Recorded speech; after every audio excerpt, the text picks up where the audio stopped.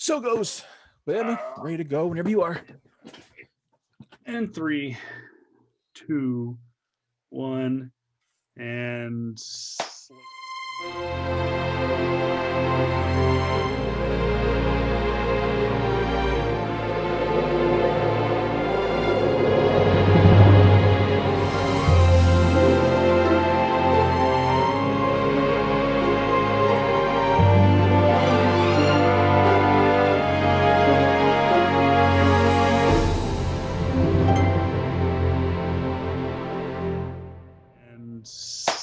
Slap. How's everyone doing your Sunday evening, morning, night, whenever you guys are watching this along with us, guys? Thank you very much for continually supporting this small little podcast with two crazy fools who love everything nerd shit. I am one of your I am one of your hosts, JR, aka the Dark King, Cabacungan, aka the Sith Lord himself. And the man above me, or to the left of me, or to the right of me, I have this like widescreen thing on our It varies. chat, guys. But my partner in crime, this whole podcast shindig, is the one and the only Mr. Kevin Pillow, the voice of reason, aka Jedi Master, which is man. I tell you one thing is going to be the name Jedi Master is going to be. They're making a comeback, brother. The Jedi are making a comeback. I can't say anything. I'm not going to. We've been doing this whole podcast for the last now. This will be the week number 5, part 5 of our Star Wars saga, Star Wars series, and it's all because of the Mandalorian. And we're hoping that by the time we are done with this, we'll be pretty damn close to the end of the Mandalorian season 2. Which, by the way, before I forget, it's not in your news and notes. If we haven't already talked about it, let's talk about it right now. It's unofficial, but the Mandalorian has been renewed for season 3. It's again, Disney won't make it official till they roll out the red carpet, but all the news sources have said it in the last 2 weeks. Jon Favreau has been given the green light, and Mando is going to be getting a 3rd season. And there is talk of not 1, not 2, now possibly 3 spinoffs from the Mandalorian, including one for Boba Fett's. Yes. One we do know about Obi-Wan, but we're not gonna. That's gonna be kind of over there, separate. Yeah. We are the Cara Dune one might still be up in the air. I know that there is cancel cultures trying to get a hold of Cara Dune and Gina Carano, but why? Oh no! I'm gonna let my first one fly. For they fuck you guys. You know what? You're allowed to have your opinion. And you know what? She for what she is, for an MMA fighter turned actress, she's done a damn good job in the role of Cara Dune. Let the woman act. Let the woman do her shit. She's been great. Absolutely love her character. I loved her in freaking Deadpool. She was great as. They're trying to cancel Cara. What are they trying to cancel Gina? What? I didn't know this. Gina's a Trump girl. But she's not like a crazy outspoken MAGA hat wearing. She's just like, this is what I believe in. Okay. This is what I want to see. This is what I want to see. She's doing it from a professional standpoint. She's going like, this is what I stand for. This is my guy. Done. Yeah. It's not I get purely it. business. Yeah. It's more so. Yeah. I know it's gonna be a little bit off topic, but like, it's. Here's the thing, guys. I'm not gonna say this from the standpoint of we won because I'm not necessarily rooting for Joe Biden. You know, I voted for Joe, but at the same time, I'm not necessarily on his side whatsoever because, like, there's a lot of crap that needs to be done in the DNC as well as I'm a progressive. I'm fully progressive, just to add it straight up.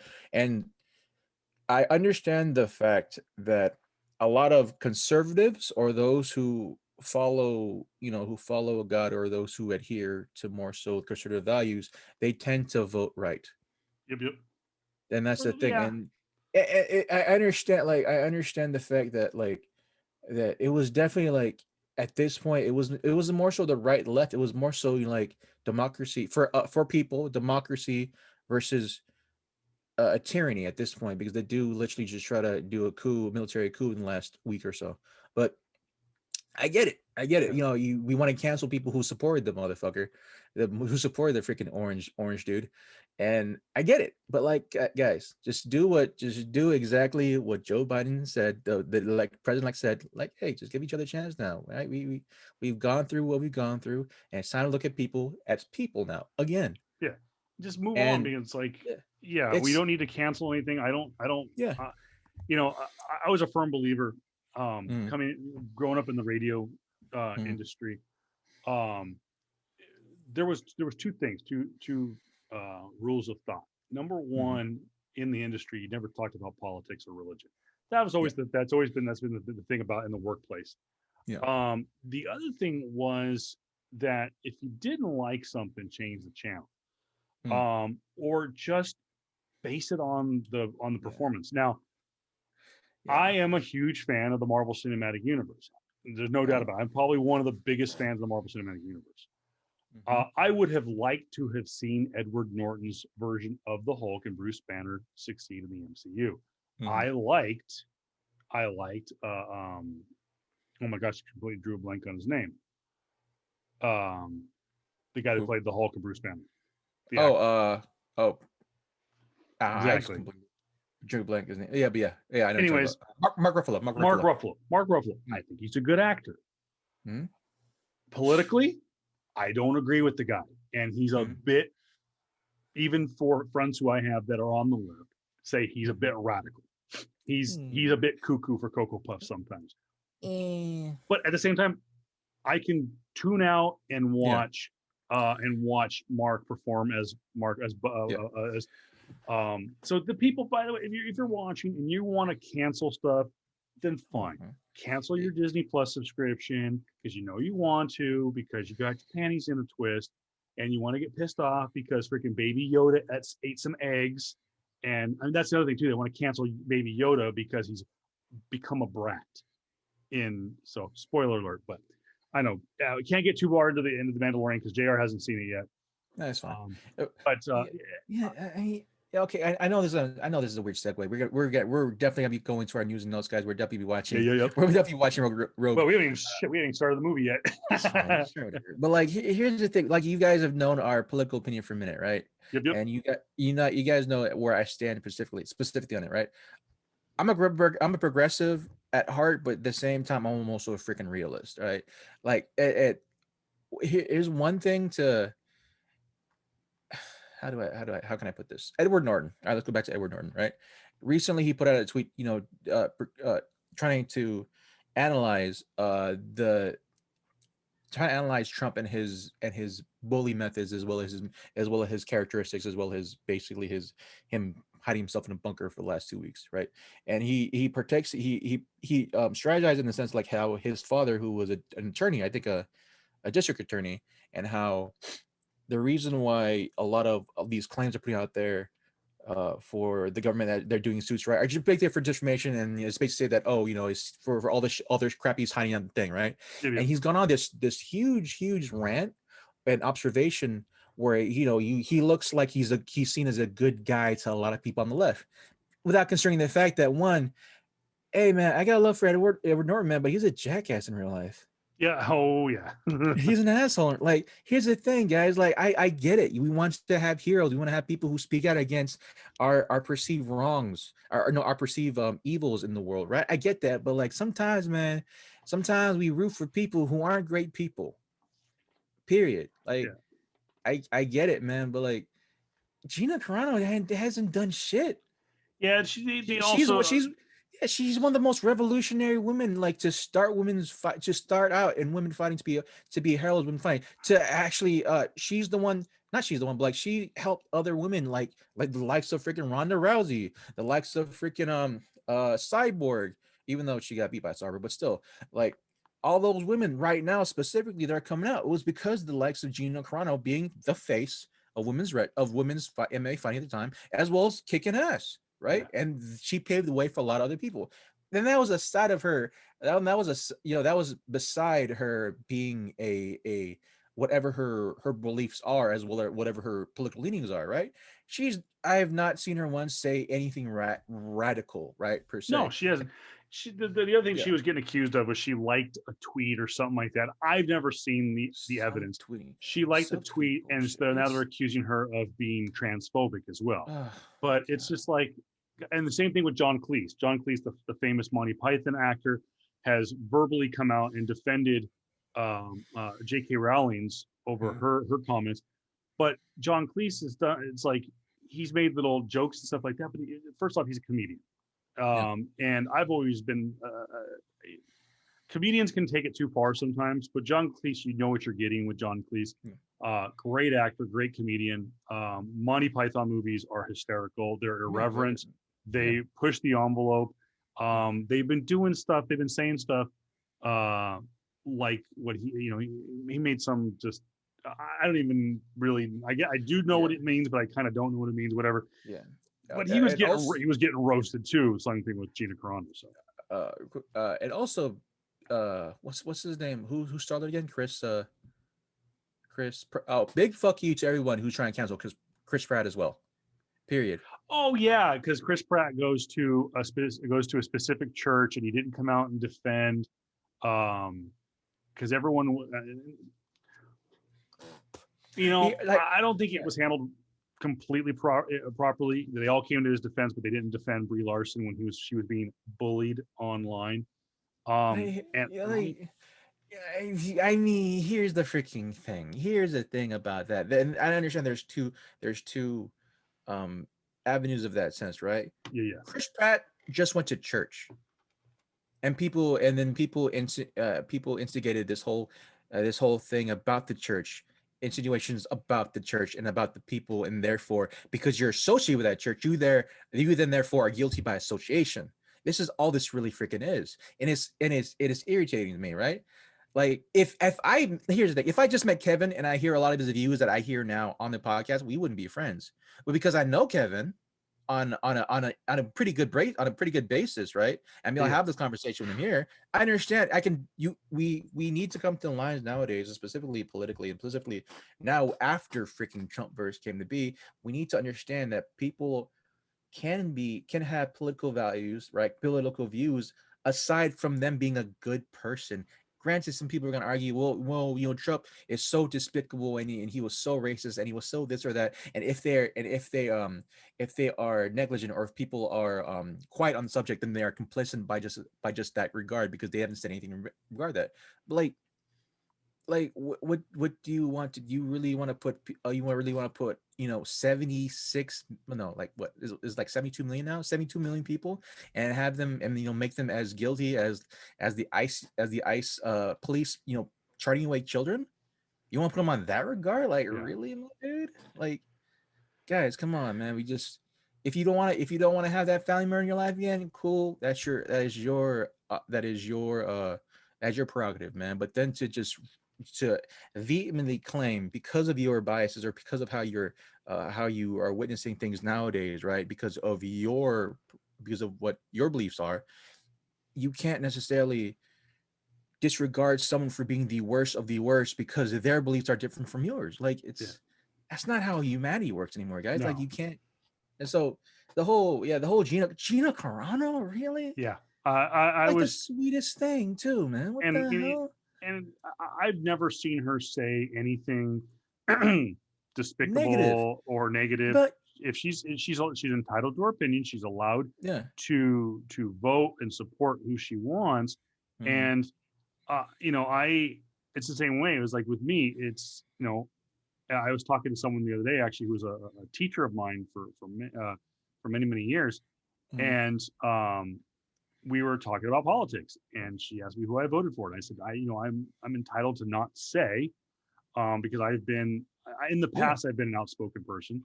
I said, but this is who I voted for, and I voted for him twice, and that's my opinion. I'm entitled to it, and I've never been one to. I'm not a MAGA wearing out there with the flag, whatever. I casted my vote. I base it on my wallet. I base it on my wallet. Everything when it comes to politics is about how it's going to affect my family, affect my business. and that's the way it is. And I have voted on both sides of the aisle, Mm. because I go, that's how I think it's going to affect me. And when it affects me negatively, I go, okay, nope, sorry, Yeah. move right along, I'm done. But nonetheless, yeah, guys, leave Gina alone because she's created an amazing character. Yeah, Yeah. her acting skills is limited, but she has progressed so much Yeah. since where she started. She was Since great in Deadpool. she was great in Deadpool. I think she was a completely underrated character in that movie. I think she made Wade Wilson. She made Ryan Reynolds a better actor. I think that Ryan drew it out of her, and vice versa. She worked well with the guy who played Colossus, Yeah. and she worked well with the guy who played Ajax. Yeah. I So yeah, it's this whole thing of like the second you have an opinion out there, you're then the court of public opinion is way too much right now, specifically. you Right? are nowadays you are guilty until Yeah. proven innocent, and even then, Yeah. you don't. It, You know what it it is? You're just guilty. yeah. You're It's never proven innocent. to me, I don't know if it's a bad. Oh, it probably is a bad take to some people, but like to me, man, the court of public opinion and how people are cancel culturing. To me, cancel culture from the left is kind of like almost there, if not there, with like conspiracy theories from the right. It's like to me, honestly, literally the same thing. You are basically grasping at straws and trying to make character assassinations of people you have no interactions with. You are constantly making up stories because they are against your own viewpoints without actually fact checking. Yeah. And that's just sad, man. Like, yo, we got a new president. Don't worry about this stuff. Give people a second chance, right? We were some people were stupid, idiotic before. We called them out already, and let's just move forward as a people. We still got coronavirus going on. We're still 250,000 people dead, right? The last thing we need is more freaking negativity. We got a new president on the 20th of January. That's it. Let's just fucking move forward, guys, Yeah. and stop canceling Gina Carano. Uh, Like yes. their whole goal is to make you happy when you watch their stuff. Yeah. Let them make you happy. The other thing, and again, spoiler alert in 3, 2, 1. Sorry, Jr. That there is a possible spinoff coming for some of the other Mandalorian that were introduced this season, including a character that I'm sure Jr. is all too familiar with. She appeared both, I believe, in Rebels and in the Clone Oh, Wars. oh, please It's not say it. it's not who you it's not her yet. We have not seen her yet. I know who you're Okay. thinking, but it's another character that again, and this is spoiler territory, made her debut a couple of weeks ago Oh, on season 2. mm, Was a character, I believe, in Clone Wars. It may have been in both, and that is Katie Sackhoff. You know her yeah. as from Battlestar Galactica, but Katie Sackhoff played Bo-Katan, Crazy, Crazy? Crazy. Crazy? Yeah. I believe the character voiced by Katie Sackhoff um, in Clone Wars. There's a possibility Mm. that her troop of of Mandalorian could also get a spinoff, or that um, Pedro Pascal's character may run its course, and they might like hand off the reins and tell more Mandalorian stories. But there is talk of doing a mini series, so to speak, Bo-Katan, Okay. and where she went from that era of Clone Wars and Rebels Mm. to where they are now. So that's all I'll say about it. So there's a possibility we could get Cara Dune miniseries, Boba Fett, which I can tell you right now has not appeared in the Mandalorian. So it's a reverse spoiler.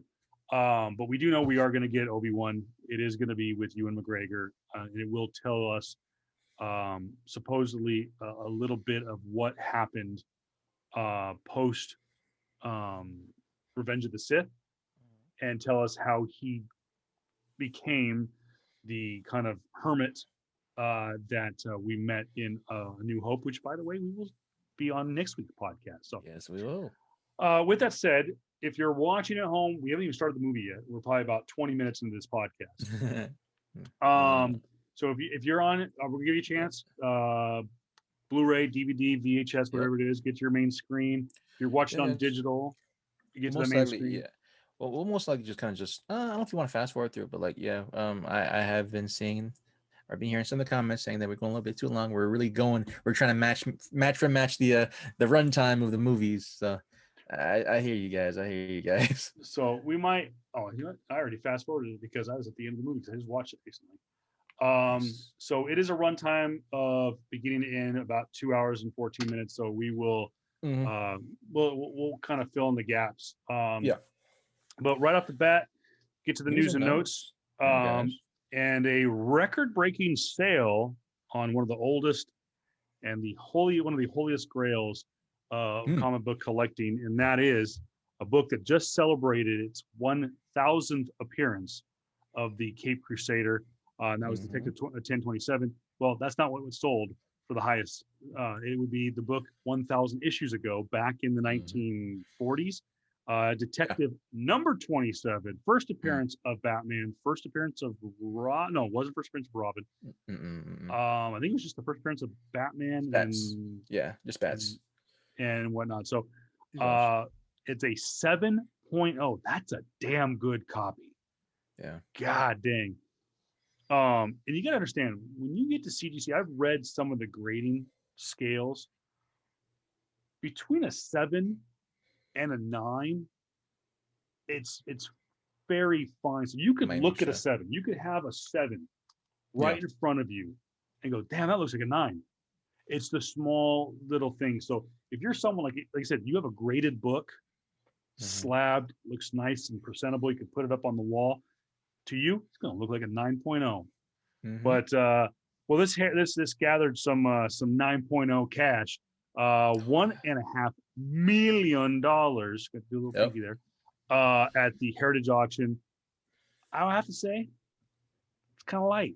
I figured maybe the grade a little bit, but still. Well, no, here's the thing. Like the record-breaking sale of the $4 million Superman one for Action 1, that was a 9, and that one was 2010, I think, 2014, something like that. So this is a 7 from Bats, right? It's 7. If there was if somewhere out there, I don't know, maybe some a Middle Eastern prince somewhere who loves Batman and Superman and comic books, right, has his own 9 Detective 27 somewhere, you're looking at possibly a $5 million, $6 million book easily. And so this is a record-breaking sale specifically for a Heritage auction, because I think this is the highest selling one for Heritage auction, because I think the other the 9 that was sold for Superman was like a private sale or something like that. But it's crazy, dude. Like old books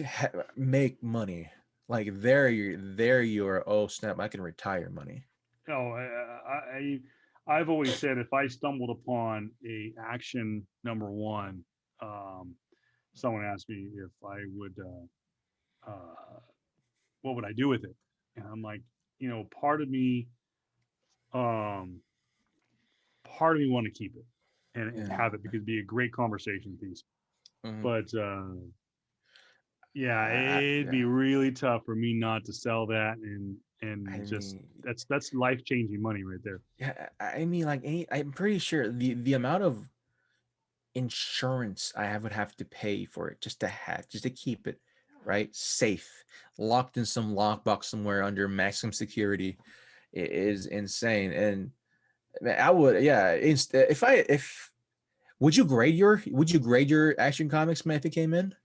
If you ever had, that's tough. I don't know if I could like do that. Like, actually, all right, cool, I got an Action 1.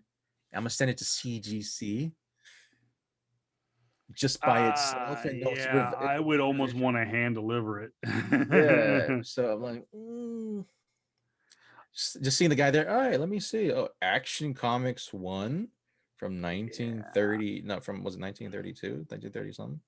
It was before the First World War. So, oh, it's Second World War. So, yeah, 1940 something, I think. Yeah, no, 1939. Detective 39, yeah. was. I'm looking at Detective right now. Yeah. And this is, yeah, May of 1939. Yeah, And there you go. action, I believe, was before that. A little before that. Now a little known, well, I'd say it's a little known fact. It's a well known fact. People ask about where did DC, the story goes, Marvel Comics is based on their original book that Timely Comics sold. Timely Comics was the publisher, and Marvel Comics #1, first appearance of the Human Torch, who inevitably became Vision. It was a robotic, and then of course Namor the Submariner is in Marvel Comics #1. Later down the road, they switched it from Timely Comics to Marvel Comics. That's how they got their name. DC Comics. People are like, what's DC Comics? Is it based on Washington D.C.? No, it's based on Detective Comics. Because Batman is their number one homegrown character. Yep. That they that publisher created. Now, I can't remember what their name was before DC, but that's what it is. DC Comics is named after Detective after Batman, basically. It's basically named after, it's DC for DC Comics stands for Detective Comics. So yes, their name is DC is Detective Comics. There you go, guys. I met one of the first scenes of this movie real quick. The black stormtroopers that are at the beginning of this, that are with goddamn. It's on there. It's on the notes. Just look at the bottom. Are those the Death Troopers? I think so. If they're dressed in black, and the Death Troopers, they weren't. Were they on the first in episode 4? No. No. The Death Troopers. They did not. There is a black stormtrooper, black suited stormtrooper that flies the TIE bombers. They're the ones that have the exterior oxygen mask. You do see them, but these are specific. These, I believe, are like the elite stormtroopers. These are the ones that don't miss. Yeah, I was about to say that. Yeah, and they miss. They only miss 35% of the time instead of 50% of the time. 50% of the time. But yeah, it's that's I always forget who's the big bad in this. Oh, that's it's ultimately, what's the name? Koenig, I think. Koenig. I have his name out there. Just it's the guy that's here in the all white. Him. His name is I'm going right now. Orson. He's Orson Krennic. Okay, so that's Ben Mendelsohn. Mendelsohn. Yeah, Mendelsohn character. So good. Just plays a sniveling. Just a, what do they call it? This is going to segue into our next. Sorry, he looks like a chicken shit heel. And if anybody knows wrestling, knows a guy like Triple H in the 90s, in the late 90s and early 2000s. By definition, you look at him and go like, he was just, I'm like, God, he's such an asshole. That's called a chicken shit heel. He was just, God, he's chicken shit. So segue, since we're talking about wrestling, this character, this bad guy in Rogue One, is a chicken shit heel. He does it so well. He's a good character. Wrestling news. We don't talk about it a lot, but when it's this level, is a big one. We got to be props to it. The Dead Man, the Prince of Darkness, the Taker, Undertaker, the American Badass, whatever you want to call it. He is calling it quits. 30 years almost to the day that he appeared in the Survivor Series in 1990 as Ted DiBiase's mystery opponent. He was escorted to the ring by Brother Love, aka Bruce Pritchard, who does a hell of a podcast I listen to on a weekly basis. But anyways, arguably the best character in professional wrestling, period. I agree. And I agree. Mark Calloway has done he's an amazing talent for a guy who was 6'10", 300 plus pounds. He was so agile. He still is, but he's such an amazing talent. And JR put in the notes here, he has a docuseries, admittedly kind of ripped off the Bulls. What they called? What was the Bulls documentary on ESPN? Well, here's the thing though, like the Last Dance. It's The not Last more Dance. so. It's called The Last Dance. Yeah, but here's the thing though. The Last Dance happened earlier 2020, right? But then he had his whole the series that Taker was doing was for a minute though, and it was just more so the last ride was said because like, well, he's a big motorcycle fanatic, so he is, but they have admitted that it was a wink, it was a nod. Because side note, if you haven't seen the Last Dance, the Bulls documentary, I want to talk about that, but we're not a sports podcast. Absolutely fantastic. But what we will talk about is pop culture, and though the Bulls were very much a part of the pop culture, the WWE and the Undertaker is a huge part of what we're all about, because they are superheroes in the ring. It's really what they are. And the Dead Man, Undertaker is one of the greatest villains, superheroes, whatever you want to call it. Yeah. Really quick, he's hanging up his boots, gloves tonight as we're recording this podcast. The Survivor Series is going on or just wrapped up. Yep. He's really opened up the last year. Which I've seen the interview actually on he did Hot Ones, right? He did Hot Ones with I forgot the host's name, man, but he's we were just talking about him. I actually got to watch it this morning. Yeah, he's an amazing host, and he asks a lot of questions that Taker didn't really, like have to answer before. And so it's really cool to see the man behind the mask at this point, or the man behind the robe at this point, and to see him very chilled out, just to have him relax there and just have him. He does, like, there was a comment on the YouTube video. It was like, man, yeah, Taker does look Sean like Evans. a cat. Yeah, Sean, there you go. Like, there's a comment on there saying that Taker does look like the kind of guy that says brother to you every time. Like, yeah, he does, man. What's wrestler speak? Yeah, but that's right. What's up, brother? And so, but Taker, man, like I've always in my head there was about definitely 3 to 4 individual I would think of, right, when I think of wrestling. One of them is Taker. He's like 1A, 1B for me, right? It's gonna always be Rock. It's gonna be Rock, Stone Cold, and Taker for me, because hey, Attitude Era was the thing that I grew up on, right? Attitude Era was the best era. Fight me on that. But just seeing Taker basically, finally able to hang it up, man, hanging up with his, with the head held high. Hopefully, I'm hoping that Vince or maybe Triple A or maybe Hunter's gonna say, hey, we're gonna let someone go, let him go on a win. Maybe, possibly. He's not really, he doesn't have a title on him, so I'm hoping they let him go, let him finally end off his career on a win, even though they've been historically, if you leave, you lose. But he retired. The man's a 30-year vet, bro. Like, I'm hoping they let him win the last go around. And I have not heard anything about it, but I will say this: another great podcast. If you haven't had a chance to check it out, and if you do have the WWE Network, you should do so. The Broken Skull Sessions with Stone Cold Steve Austin. He's done a fantastic job. Does a lot of one-on-one interviews, and the first one he did about a year ago was with Mark Calloway, aka the Undertaker, and it was really, really good. Well, the first superstar to get a repeat invite to the Broken Skull Sessions is the Undertaker, and it is airing as we're speaking. It's about 8:30 on Sunday night. It's airing right now, and so by the way, if you're watching our podcast, go over and check out the WWE Network. They're not a paid sponsor or anything, but there's some good stuff on there, and check out the Survivor Series. They're not a paid sponsor, but Kevin desperately wants them to be. Hell yeah, $9.99 freaking a month. Yeah, get it, dude. It's the best value in streaming. I mean, come on, man. If you're a wrestling fan, And side thing too, I love the fact that they're really that they're really going into the internet business and trying to get more avenues of just having fighters basically be internet personalities. I like that. Or not fighters, but like wrestlers be internet personalities, right? Yeah. I think of New Day. I think of everyone that New Day puts in.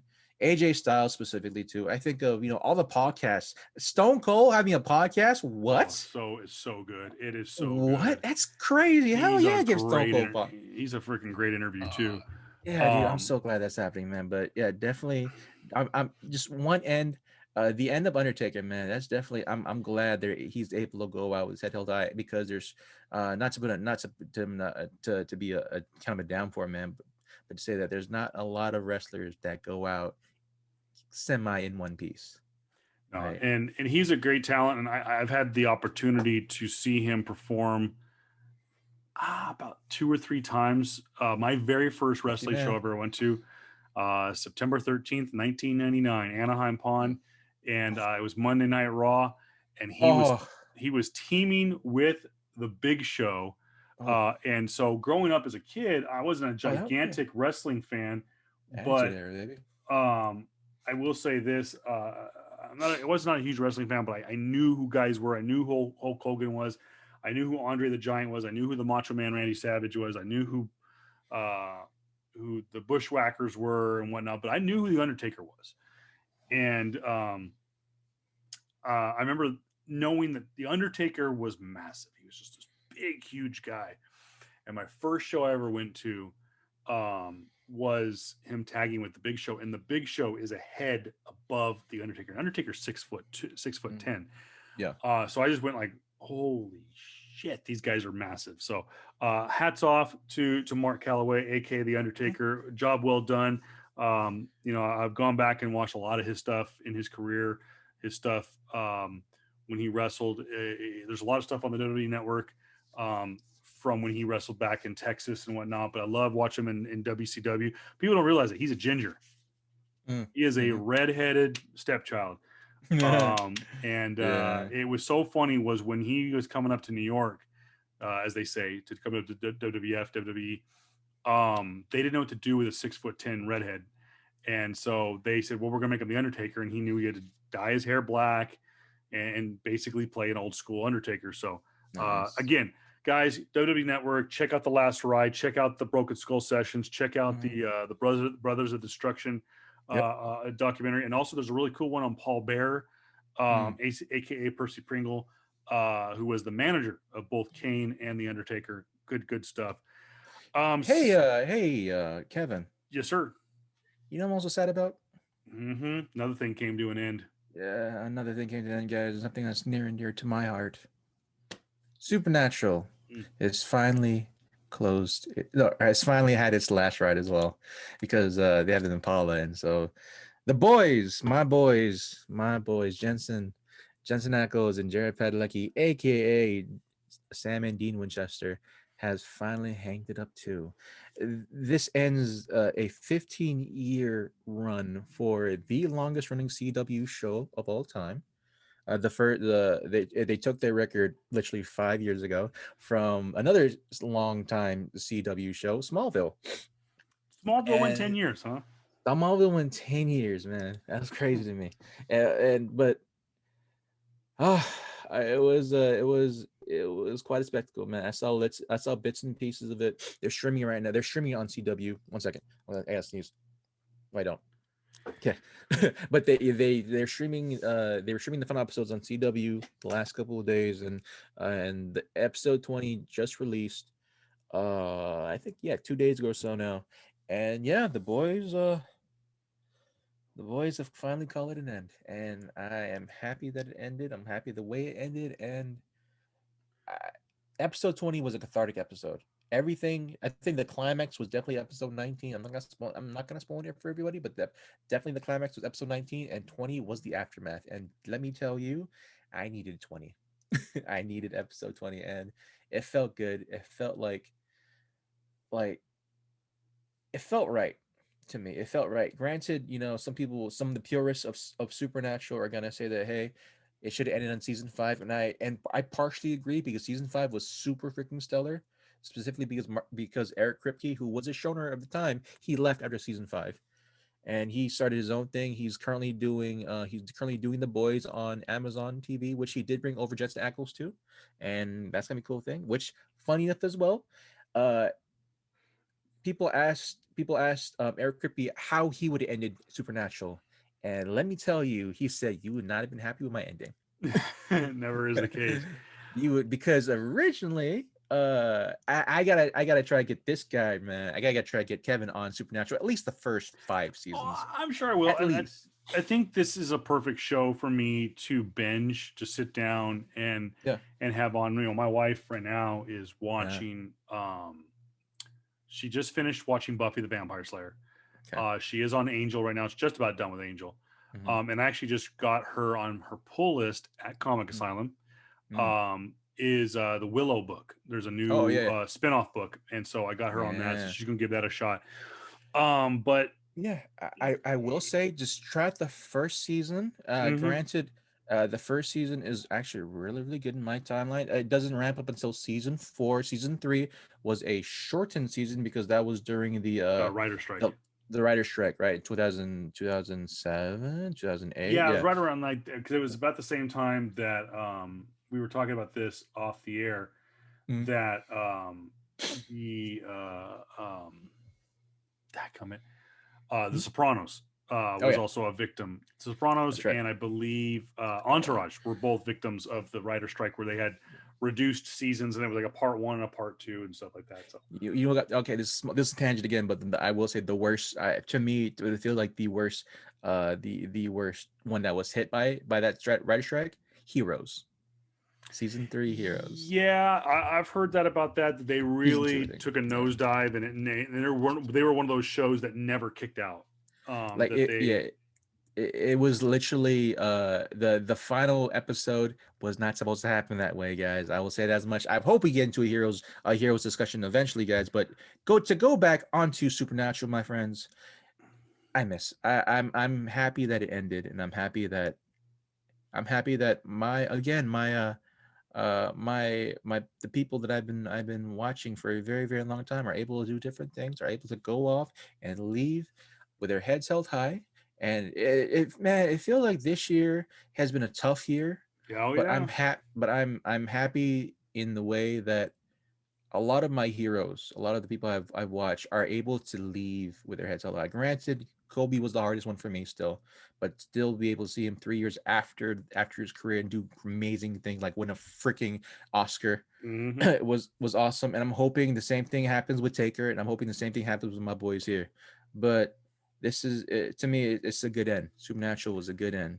And like you said, that they've both guys have come out, and like I said, I have not watched. Well, I shouldn't say that I haven't watched a single episode. I have seen some, and again, I don't dislike it. And I'm going to tell a story real quick before I get into my Supernatural kind of add on, because I do have something to throw in. It was about 2 or 3 years ago. I think it was like right after Justice League came out. And Kevin Smith did a panel at New York Comic-Con, and someone asked him what he thought about Justice League. And people will say that maybe it was a dodgy question that he didn't want to answer because he didn't want to offend his friend Ben Affleck, and he wanted to work with DC and Warner Brothers and yada yada yada. But he said, he goes, listen, guys, you don't have to like a movie. You don't have to like, he says, and this is Kevin Smith, I'm paraphrasing. You don't have to like the movie. You don't have to like the director. You don't have to like my movies. If you don't want to go see it, then don't go see it. But don't shit on it. Don't tell people they're idiots for liking it. Don't do this, don't do that, because at the end of the day, you start shitting on movies, they're going to stop making movies. And when they and he goes, if DC sees their fans, I'm not going to put up with this. I'm not going to sit here and watch my stuff get dumped on. And I get that some people's argument, well, that's how we get them to stop making crap movies. Well, no, with the way they do it in Hollywood, they're just going to stop making the movie. Yeah. And then when that dries up, when all of a sudden DC dries up, Marvel's going to go like, or Disney's going to look at this and go like, well, Warner Brothers stopped making DC movies, and they're going to start to second guess themselves and go like, well, these Marvel movies, they're making money, but they're not making multi-billions. We're only making billion. You know, come on, it's not even covering the freaking marketing budget.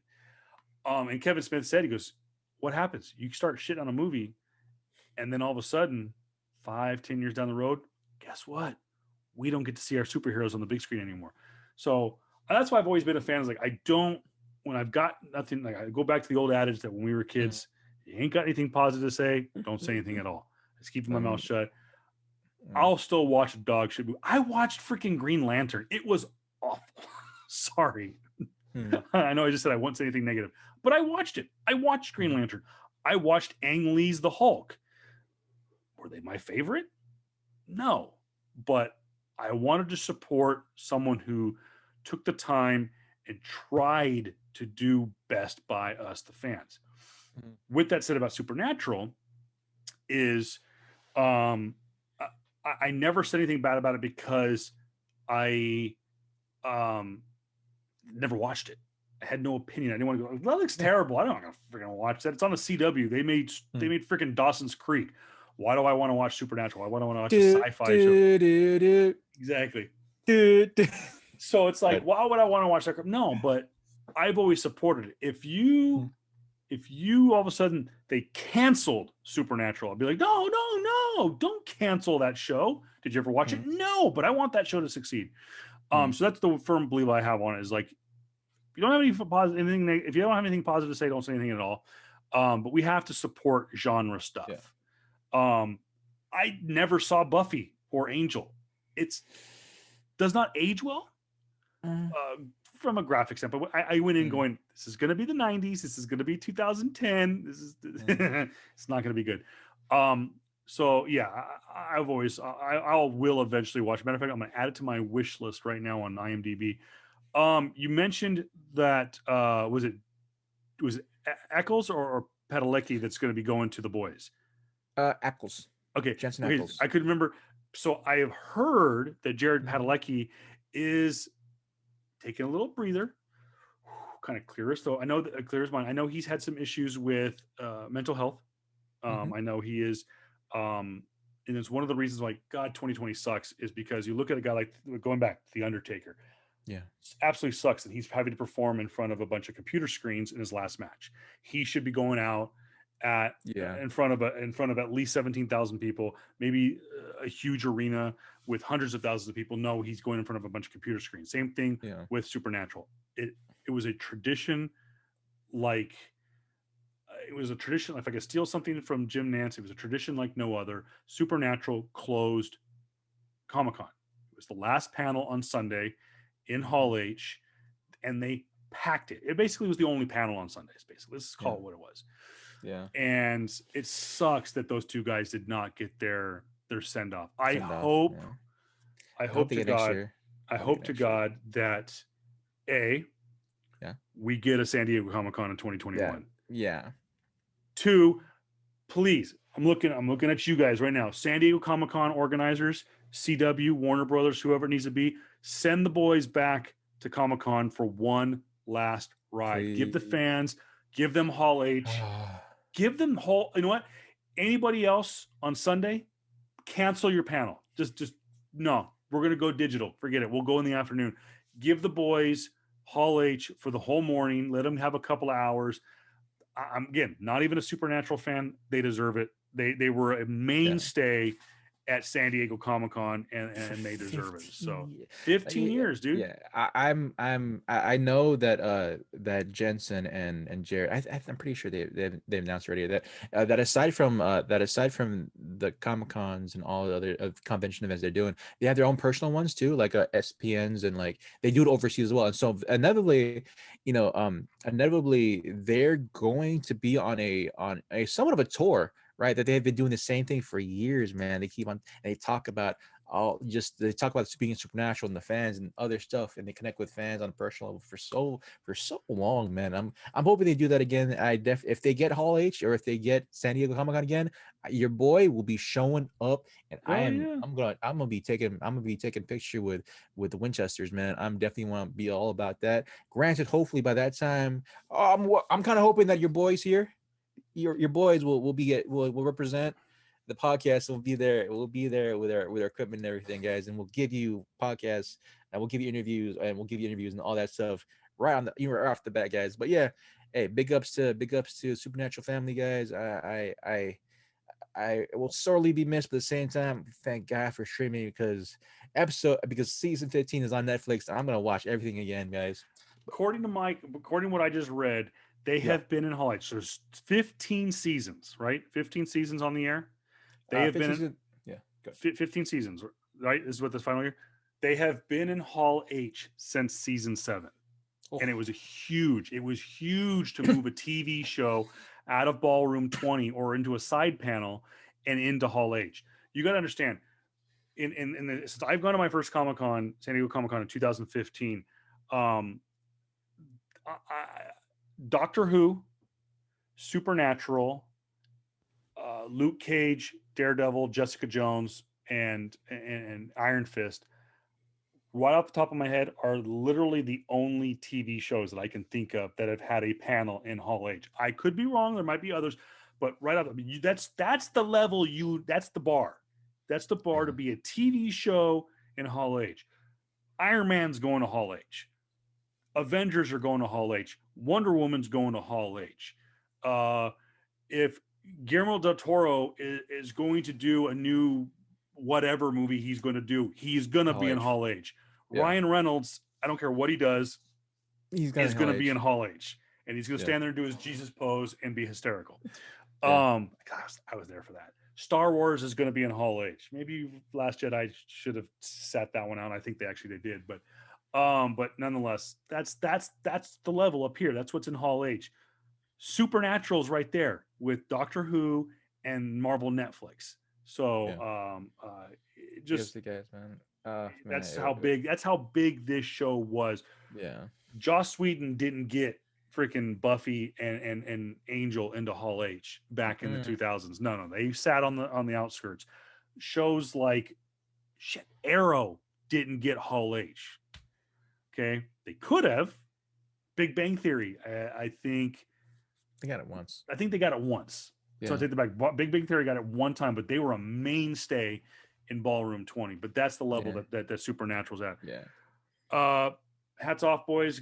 Carry on, your wayward soul. And I look forward. My wayward son. That was the boys. Both literally and figuratively. Jensen, best of luck. I do need to watch the boys. I want to watch that show. Mm-hmm. Jared, I hope you land something massive. Dude, we talked about it. Remember, we talked about it. Who's he is Walker, Texas Ranger. Oh, that's right. He's got Walker. So he literally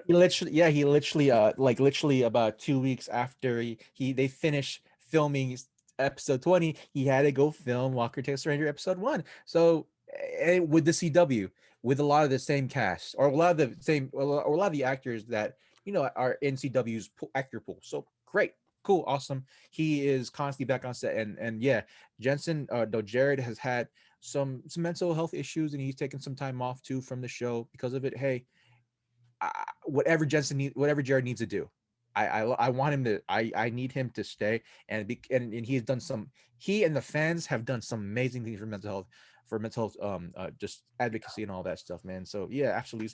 Were you there when Supernatural during Jared was had? It was during the year Jared had to take a mental break, and then they went to Hall H, and everybody had the candles on the phones. It was. I was just gonna say that I believe. If I have to look it up, it may have been the year I was there, but did not get into Hall H that year. Let me see. It was the candle. Yeah, candles in Hall H. Yeah, it was something about because Jared tweeted something, and it was like he hashtagged something, and everybody else was on board with it, man. He was so touched. Everybody was so touched. I'm like, it was the year I was there. It was in 2015, and it is a sign of solidarity amongst those who deal with mental health and suicide prevention is to light a single candle. And a fan had brought a candle and sat it on somehow they got it right in front of is it Jared? Yeah. Yeah. Jared's spot, and they were starting the panel, and um, the guy, God dang, I can't think of his name, the Nerdist guy. Oh yeah, that guy. Yeah. Anyways, he was hosting the panel, and you see Jared out of the corner of his eye, and he's just like kind of losing it, and he goes, "Who put this here?" And he says, "Oh, a fan left it here for you." And he goes, "This means a lot for me." And then all of a sudden, they pan to the crowd, and everyone's got lighters up, or some people have candles, and it was a sign of solidarity amongst people that are dealing with mental illness and suicide prevention. Yeah. So check it out. You can go to YouTube and just Yeah. search out the City and Flicks has it on their YouTube.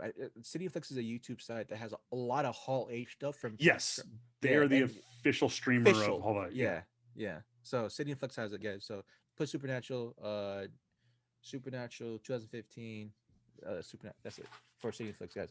But yeah, but hey, who's what's a Hall H? Speaking Oh of, hell yeah! On Wonder Woman. Um, yes, the rumors are true. Mhm. We speculated about it for months. Wonder Woman 84 was supposed to come out back in the summertime. It got postponed to November. And then shit hit the fan, and it got pushed to Christmas Day. And now it's going to get a digital release. It was announced this past week that Wonder Woman 84 will get a Christmas Day release Mhm. in theaters, limited availability, but the biggie, going to HBO Max. All you got to do is pay for the subscription. Yep. No digital special premiere gold standard Mulan paywall. It is bam right there for you. All you got to do is pay that $14.99 a month. By the way, Yep. HBO Max, a damn good deal because you got a lot of content that's on HBO Max. And again, they're not a sponsor, but I will shill the hell out of something if it's a good product. And HBO Max is a good product. And they have the entire series of Fresh Prince of Bel-Air. Mm. And it is Yeah, they do. it is still relevant to this day. Such a good show. It could go down, in my opinion, top 5, maybe top 10 shows of all time.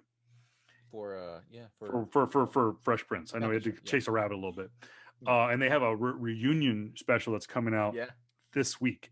Yeah. Matter of fact, maybe in tonight. I'll have to look it up. Yeah, I totally forgot about that too. Yeah, yeah, guys, the AMC theaters did both HBO, both Warner Brothers and AMC theaters has been working back and forth saying that, hey, we got to try to, figure something out because, we like you guys. We like you guys showing our movies and we need to work something out. And after months upon months of deliberating, of trying to figure out strategies and being in constant talk with each other, guys, they finally said that, hey, we have to release it. We have to release it limited theaters, yes, but at the same time, we're going to stream it on our channel, which AMC theaters saying that they are fully on board with, which means great. They're not gonna blacklist. HBO like they did with the theaters who did Trolls 3, and thankfully they weren't set aside. I think it should be a point of note to say that if you have a somewhat business relationship with somebody, right, it's good to know that, hey, what's on the up and up, and at least, right, so at least touch base.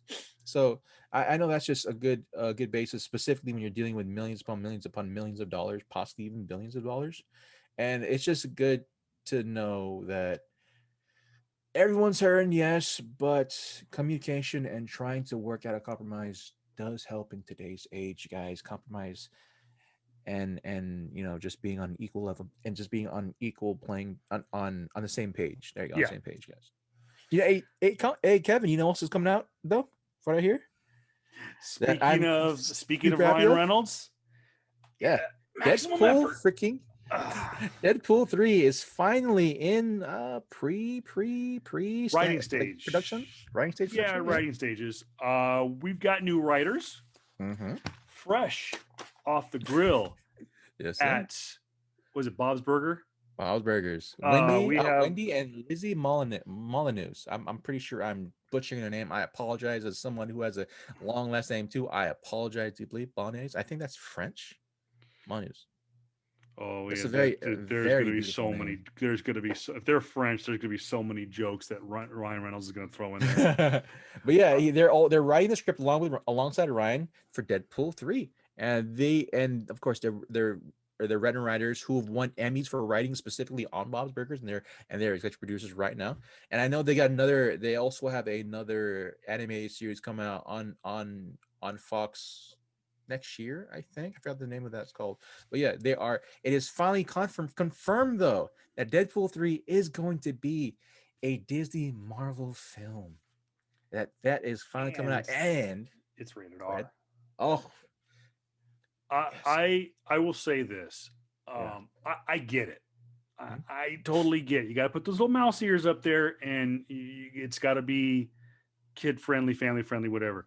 But they've tested. They've really kind of pushed the envelope a little bit with some of the Marvel content. Yeah. Right off the bat, Iron Man dropping going shit in Avengers 2.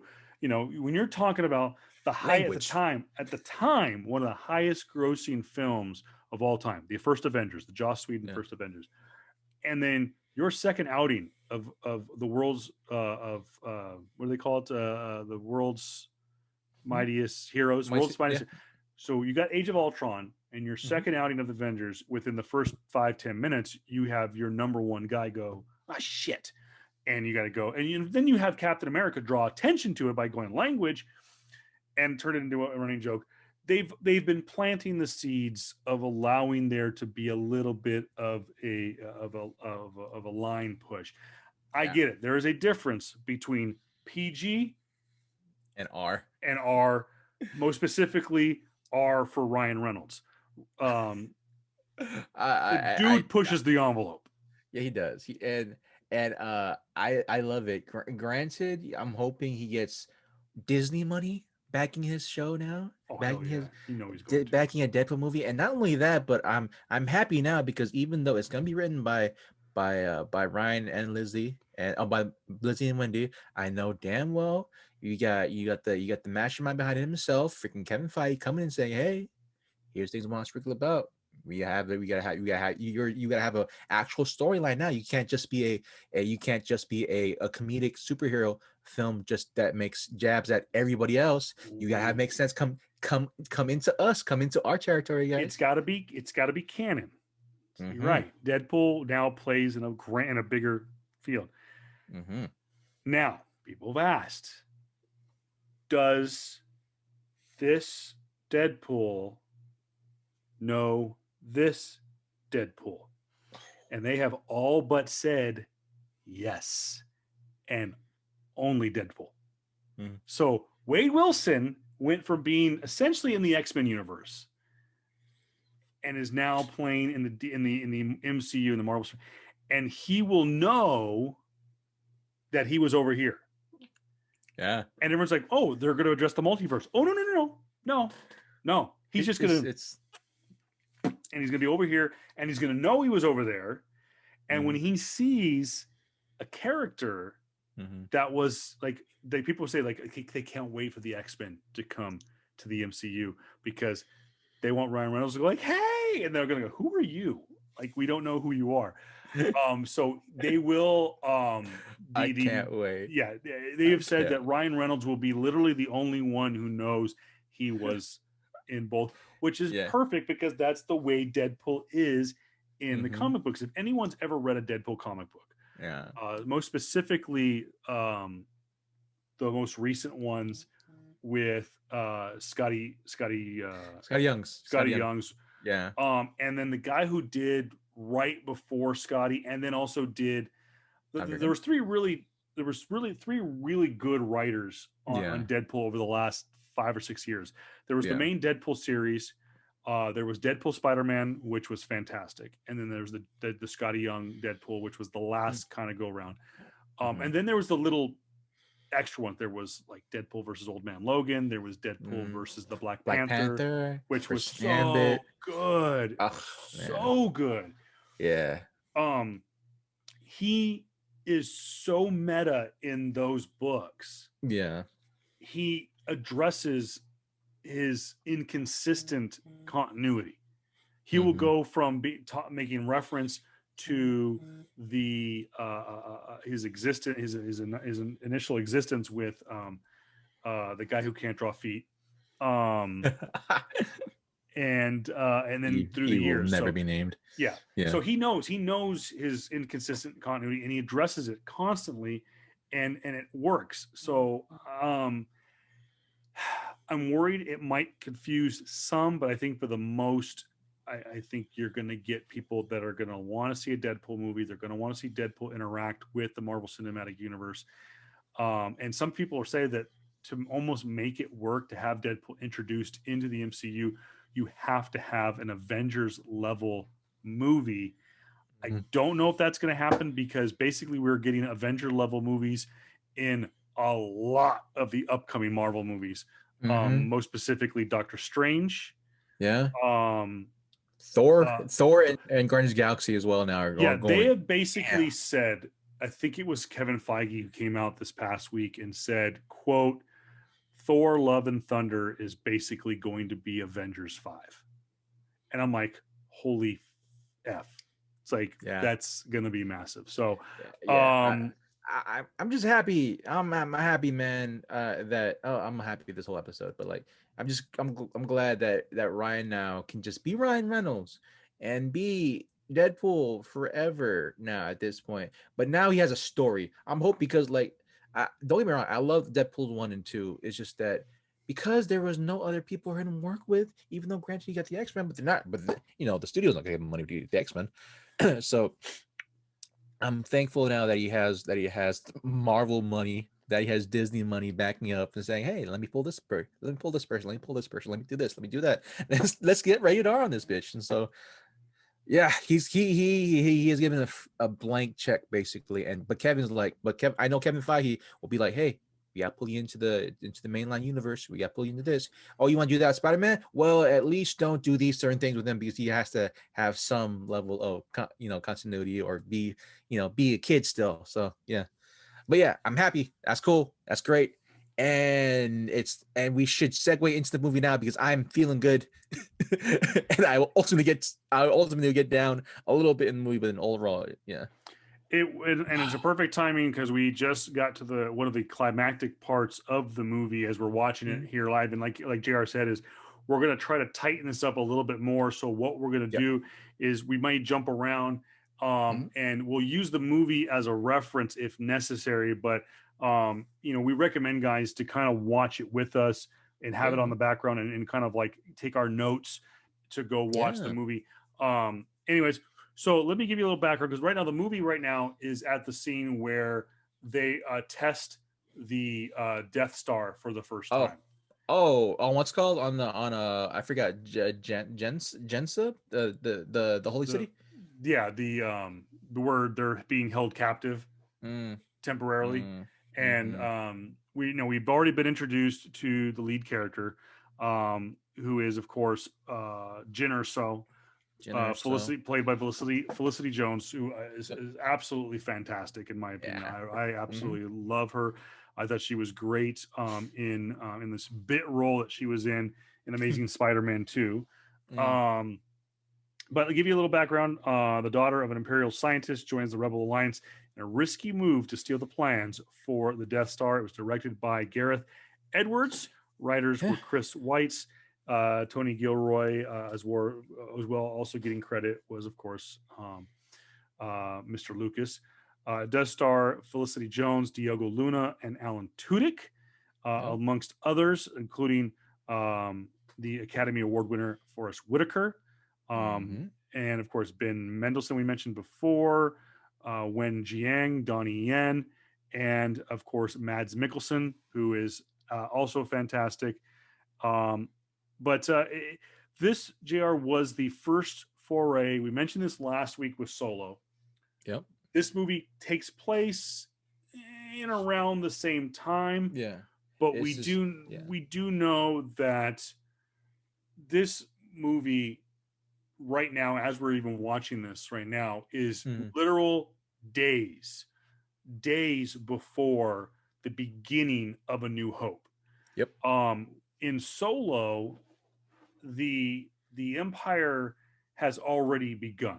Yeah. The battle has already begun. We saw that where technically Han Solo joined the Galactic Empire, Yep. and we know that the Galactic Empire was created at the end of Revenge of the Sith. So the exact timeline of where Solo is kind of fuzzy, but a lot of people think that it took place At least a before couple years. Yeah. before the events of Yeah.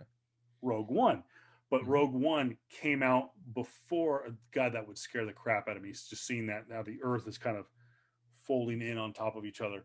But Rogue One was the Oh, first yeah. foray into a split off, Yeah. a splinter movie. Now we do know that back in the '80s, George Lucas licensed two spin-off movies. Of course, Ewok Adventures and the Mm. Ewok Adventures Battle of Endor, that featured loosely, more or less, characters from the Star Wars canon, Mhm. but they were kind of their own.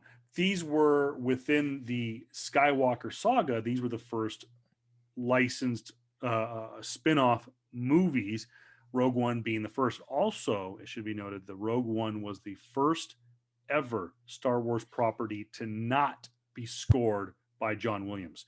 It did not Hmm. feature the traditional fanfare, the Star Wars theme. At the very beginning, it was a different opening. Matter of fact, I can't remember. I missed it at the beginning. A lot of criticism was given to George Lucas. One of the reasons why he was not allowed to direct Empire Strikes Back, and we'll talk about this in a couple of weeks, was that he lost his DGA card, his Directors Guild of America card, because he broke a rule. He did not put the cast in the opening credits. He went right from the title sequence into the crawl into the movie. That apparently does break some unwritten Mm. rules in Hollywood. And he Mhm. was, but if you think about that movie, think about any of the Star Wars movies, could you add the act? Could you do a traditional movie? And no, you couldn't. It's got to Yeah. be right there. 20th Century Fanfare, Lucasfilm Limited, bam, Star Wars. Give me the crawl, pan down, spaceship. Yeah. I couldn't remember if this movie started off with opening credits or not. I can't remember. I have to go No, back. it didn't. It didn't. So it It stuck with just the straight up. tradition. It did that whole thing. It's just basically it says a story planet Star Wars. starts Star Wars planet far far away, right? And just goes straight into space. It goes straight into you're having what's the name, case not Cason, Orson's cruiser going into the planet. Beautiful cinematography shot of the planet, and just overall was a great setup. And you see Mads first time, you see Orson first time, you see his death troopers there, you see the wife, you see young Jin, I think he was like 6 or 7 at that time, and yeah, you inevitably see what unfolds there. Great. That honestly, that's the first time I had a foray, I guess, into seeing who Mads Mikkelsen. Granted, yeah, I did, I've heard of him, but I've never really paid attention to him as an actor until this movie, which Yeah. is crazy to me, right? And I've loved him ever since, man. So yeah, the intro was there. We saw everybody, and then right after that, we see a huge time skip. You see Forrest Whitaker, who I gotta say, Forrest Whitaker's cadence throughout the whole film, right, was kind of off to me. His cadence, or Yeah. his or the way he talked, right? Because at the beginning, right, his cadence was very much felt like he was trying to imitate, like he was in the starting position of his character from Black Panther, right? Like he was kind of etching out that one, or maybe it's kind of a rehash accent that he's used throughout his whole career. But it was kind of like it felt like he had his theater voice rather than his movie voice to me. Yeah, okay, I'll see that, and maybe it had Yeah. something to do with the fact that his character, obviously was supposed to be on a respirator. But Mhm. yeah, I do know what you mean Yeah. when you use that example right there. Yeah. Um, But I yeah. gotta say, looking at this cast of, Mhm. Matt Mickelson Mhm. is a known actor. Mhm. Really did a fantastic job in Doctor Strange. And Felicity Jones, I think, is an underrated Yeah. underrated actor. But um, little known fact: you look at a guy like Diego Luna, who is also talking about. You talk about spinoffs. Is Mm, talking about possibly getting his own Star Wars series benefits. It's in pre-production, untitled Star Wars cash and or series. nice. Um, he was in Narcos. And they said that's where he got his. That's where he was casted Yeah. out of, basically. But a little known movie. You got to go back a bit, and this is a very, very much a kind of an indie darling.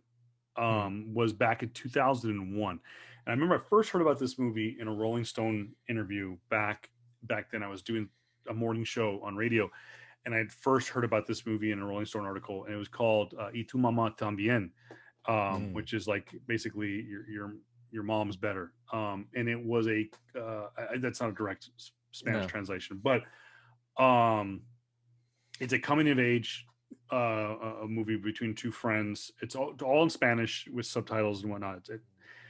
And it's a coming of age kind of movie between these two young boys, and they've got girlfriends, and they talk about sex and stuff like that, and they have no idea what the hell they're doing. And they go on this road trip, and they find this woman, and just they become men. Kind of, I don't know. I don't want to spoil it. It is a good movie. It is as they say, not safe for work movie. It's Mm, not dirty, but it it's an has independent its movie. faults. It's an Yeah. independent movie, so it kind of plays to a different set of rules. Mm, But it is very good, and that was my first introduction into Diego, and he has a very unique look to him. And I knew back then that this guy, if he sticks with it, is going to do something special. Um, I did get into Narcos a little bit with him, and it mm, honestly, I was so enthralled by that show, I'd forgotten it was him. And then kind of forgot about Narcos. It got too convoluted for me. I just wanted to watch Pablo Escobar. yeah. And when I heard about Rogue Always One, I does. saw him in. I'm like, dude, that's the guy. And so Yeah. Yeah. he's such an underrated Yeah. actor, and this was a great Yeah. role for him. So sorry. I will say no problem. Actually, I lied. That wasn't the first time I saw Matt Mikkelsen because you are correct when you did say Doctor Strange, because those two movies came out the same year, and Doctor Strange came out a month before Rogue One, which released. Rogue One released in December, while Doctor Strange released in November. And so I actually, that was my second time watching Mads Mikkelsen on the screen. Granted, he only was like, I think the max screen time he had in this movie was like 10 minutes. I think maybe 10-15 minutes. But yeah, it was that was my first time seeing Mads, and I'm uh, the one thing that I cannot say though, no, not cannot say, but the one thing that I cannot believe is that the director Gareth Edwards, he hasn't done anything else after this movie, which is sad to me, because I felt like, even though everything was very much up to the second act going according to plan, in the sense of like, oh, it's a Disney film, everything after that and the whole movie, the movie entirely, right, felt really good from a cinematic standpoint. From just like, okay, cool, you gotta hit your actors. The pacing was right. The pacing was right. Everything was good. And to feel like he didn't do anything after this. That's kind of like, It what? is very Why? weird because if you look at his resume up to that point, Yeah. he He went bam bam with two massive movies. Godzilla and Star Wars, and then after this, he went back to TV. Maybe he's doing some other thing. Like, I would think he would, if he did, if he was given more Star Wars movie, where would he have gone? I, Because if it feels like this movie specifically held a lot of what the old Star Wars had, like what the original yes, Star Wars had. If it held a lot of that, right? It felt like it was made from a guy who loved Star Wars movies, right? It felt like it felt like, you know, something akin to John Favreau. Like, all right, cool, you know, with attention to detail, things you love, we'll put in new characters here or there. And the one thing that I love was that when the introduction to Cation, and to Diego Luna's character Cation, he let's get this straight up, right? Let's get this known. There is no quote unquote necessarily good looking people in this film, right? And there's not. It's gonna sound sexist on both ends, but here's the thing: I'm glad there isn't, because that's not the thing you're looking at. It's not a distraction. It's a distraction, right? Yeah. You can't you if you put Ray in here, she'll be too pretty to die, right? Yeah. If you Yeah. put Han in here, he's too pretty to die. And so a lot of these characters feel like very well-rounded, very not well-rounded, but very down to earth, very much in their character. Like Cation, when you first introduced him, shot like was shot a guy in the back, and but he's a spy, right? He said he has his path. Like, hey, I've been in this thing for a very long time. I know what's coming out. You know, we are the small guys. We are supposed to be what's not David and Goliath. We are David in this thing. We're the guys on the rope. So yeah, I'm gonna do whatever I can for my side to win. And that is what I thought of this movie. You're a rogue. You're rogues. You're rogues. So yeah, you know, having the only okay, Felicity Jones, of course, she's beautiful. Yes. Okay, I understandable. love Felicity Jones. Yeah, She has such a but unique look to her, and yeah, but like yeah, the but her but she was never to me prettied up or dolled up in this movie, and I no, love that. I love that because that would not be a distraction, but more so like, all right, you're the main character. I get it. You're gonna live, type of thing, right? There's a certain level of cleanliness on you where they can't kill you, type of thing, right? But then, you know, you have someone like Donnie Yen, you have someone like Mads, you have someone like Diego, right? Like, yeah, they look pretty expendable, type of thing, right? Like that look of like, oh, okay, you know, the guy, like when we get into like the final scene or some of the other rebels, they're like, okay, you look expendable, type of thing, right? That type of mindset. So like I'm glad, I'm happy that that was the case when specifically when we're talking about this cast here. So I loved it. I liked it. You know, when they break Jyn Erso out with K2, our introduction to K2, which to me is my favorite droid. Is my favorite droid because of just how dry Alan Tudyk freaking nails him. love Alan Tudyk. Oh god, I love Alan Tudyk, man. He's awesome. So yeah, it was good. The first act for me felt very much like Star Wars. And I Yes, enjoyed that. and I like the touch of it that they didn't try to digitalize it up, and they didn't lean on the crutch of digital content. They tried to do as close to physical effects as you could.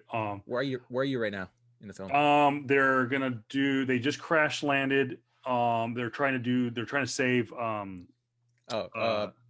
His father, the father, Daddy Urso. Daddy Urso. Daddy Urso. And of course we still get to see the Death Troopers, which while JR is not looking, hey fans, wink, they're coming, wink, just saying. Anyways, which by the way, speaking of the Death Troopers, we were talking about video games last week or the week before. Star Wars Dark Forces is actually the first appearance of the Death Troopers, or the Dark Troopers, whatever they want to call it. They originally were classified as droids, but they are not. They are actually some kind of, I don't want to say clone, but they're stormtroopers. But yeah, they're going to be a huge part of the storyline. And I tell you one thing: every single week, I find a new reason, whether we do this podcast or something I'm watching. I have got to watch Clone Wars and Rebels. So I can't wait. I can't wait to get after that. Again, I did one of the first scenes of this movie was them landing on base 1 and going through the hangar and seeing the X-wings and seeing the guy with the snow shovel helmet and just the touches to it. And then of course you had the different characters that were from um, Past movie. past movies. The introduction to Jimmy Smits. Yeah, that, and then the woman who plays Mon Mothma. Mon Mothma. Yeah. Which is I know a lot of people are saying is it the same character from the I think I don't know if it was New Hope or Jedi, but some people thought that maybe the character had already existed. But I do like the subtle touches, and of course we got to see Governor Tarkin. Of course, we know that he becomes Grand Moff Tarkin. And by the way, side note, I've heard nothing but good things about they did. I think it was a comic book they did on Grand Moff Tarkin. Yeah, I think they did. And or maybe it was a novel, but nonetheless, some really good work out there based on that character, and they did a good job CGIing him because obviously the actor has since passed away since doing the original Star Wars movies. Yeah, but they did a great job on the CGI work on him. But I saw in the notes here going back very quickly to the planet that was exploded by the Death Star. You're talking about the cinematography and the effects of seeing we had a great line in your notes. I just saw it. Was the tsunami of sand and rock there was such a great line. You said the best cinematic moments that happened in the current run of Star Wars. Absolutely agree. It was so cool. And to me, the pacing was really, really well done because one, this is the first time Jyn Erso has seen her dad. When Saw takes her back and to his thing, and she shows him, and he shows her the hologram and sees him the first time. I love the juxtaposition of the two scenes because one, you had the Death Star literally above you, and he's talking about it, right? He's talking about there's it's you can kill it, you can destroy it, there's certain things about it, and you see very much a battle on not battlefront on two fronts, but like a scene in two fronts type of thing.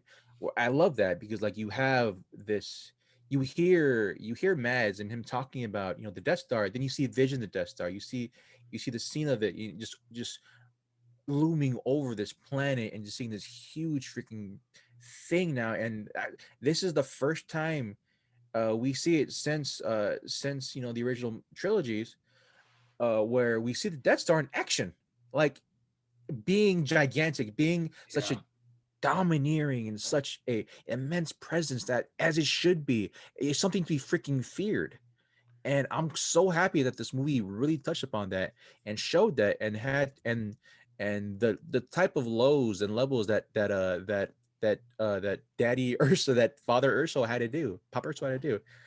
Are you at that? Which part of the movie are you on right now? Because there's a dogfight. Okay, so here's the thing that kind of not took me out of the movie, but like my second time or third time watching it now, took me out of the movie a little bit. Her takedown of the stormtrooper was so weird, dude. Must have missed that part. Dude, when she's out, when she figures out that Cassian's is there to kill my dad, she goes up and sneaks past Cassian for some reason and goes to and makes her way to the actual landing dock, right? And she silently sneaks behind a stormtrooper in the rain, and it looks like from my position or the camera position, she grabs the gun, and the stormtrooper does this amazing sell of like, oh, and he just flips forward, hits the ground, and falls backwards. And to me, missed that part. Dude, I want you to rewind it and look at it because it looks like, honestly, she just grabs the gun and the camera was so high it probably didn't show her lower arm, like maybe sweep the guy's feet or something. Oh, okay. Like even in that position, you don't really see it. So I'm like, okay, they're gonna try to Peggy Sue her maybe just a little bit, right? Just for story's sake. I get it, right? So that was weird. What I did like, and you brought a great point here in the notes too, was that there are no Jedi in the movie, and there are no Force enhanced per se characters. Now we just saw a scene though with Mm-hmm. I believe it's Donnie Yen's character. Donnie freaking Yen, man. Hell He's the yes. blind. He's the one that can't see. Yeah. Yeah. Okay. He's basically Zatuichi. Yes. If you don't know who Um. Zatuichi is, we got culture up, my dude. But So is yeah, it culture. Sharut in Imwe? Shoot. No. Yeah. Yeah. There's Shoot a and wait. moment where Shoot. he because he has of course the big tagline in the movie of course is I am the force is with me. Force with me. So he's blind and he is able to kind of like in the end of A New Hope Yeah. where Obi-Wan tells Luke, use the force, Luke, take the Mm-hmm. camera off and just feel it. Like now, shoot the proton torpedoes and they go down the exhaust tube, blah, blah, blah, bam.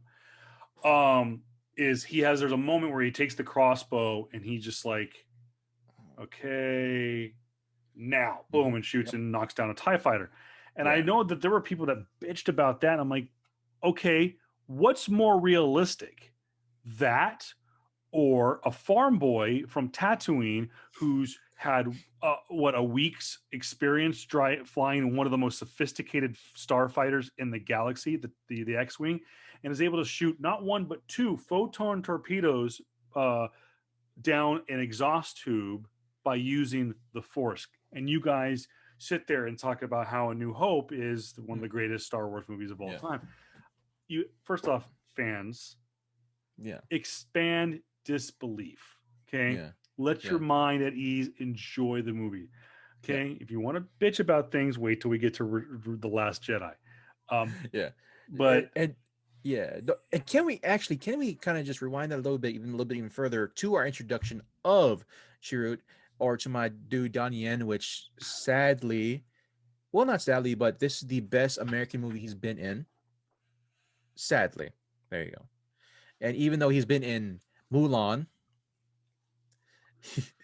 I think all the above was in Mulan. I still haven't seen it. I want to watch it. I still haven't seen it. Yeah, I'm gonna have a rant. I'm gonna heal. No, I'm gonna need a whole freaking. Take a deep breath. I'm gonna need a whole episode for a rant for that one. But yeah, but Donnie Yen, right? Because here's the thing with Donnie Yen, and specifically Hong Kong actors or people who are from the Chinese cinema film, right? Hong Kong's fighting film, they love wide shots because they want you to see the action. What they do with Donnie Yen, give him wide shots, let him do his work, and have everybody else. They're basically in bumper gear anyway. Let him hit you. Let him hit the fuck out of you. Let him do his thing. You sweep. You sell. You do all these things, and you make Johnny look good. Not Johnny. You make not John. You make freaking Donnie look good, right? Yeah. You make him look good. He makes you look good, and the film looks good, which they do when his first scene. When they had that initial bout with the stormtroopers there. Back in I think it's Jaren. I'm pretty sure the place is called Jaren, right? But we're introduced to both his character as well as Baze Mabus, who is done by Jung Wen, who's acted by Jung Wen, and yeah, Donnie Yen, man. Man, I wish he was 30 again and was able to do American fighting movies with him, dude, because that man is a legend, absolute legend. Yeah, his force powers. I can't say he has force powers. I say he's force. I can't say he's. I don't think he has any force influence either. I do believe that he is more so force religious. Yes. Force spiritual. Force spiritual. He is. To me, it's no different than when you have, again, going back to A New Hope, and again, this is where we'll get to next week, but foreshadowing.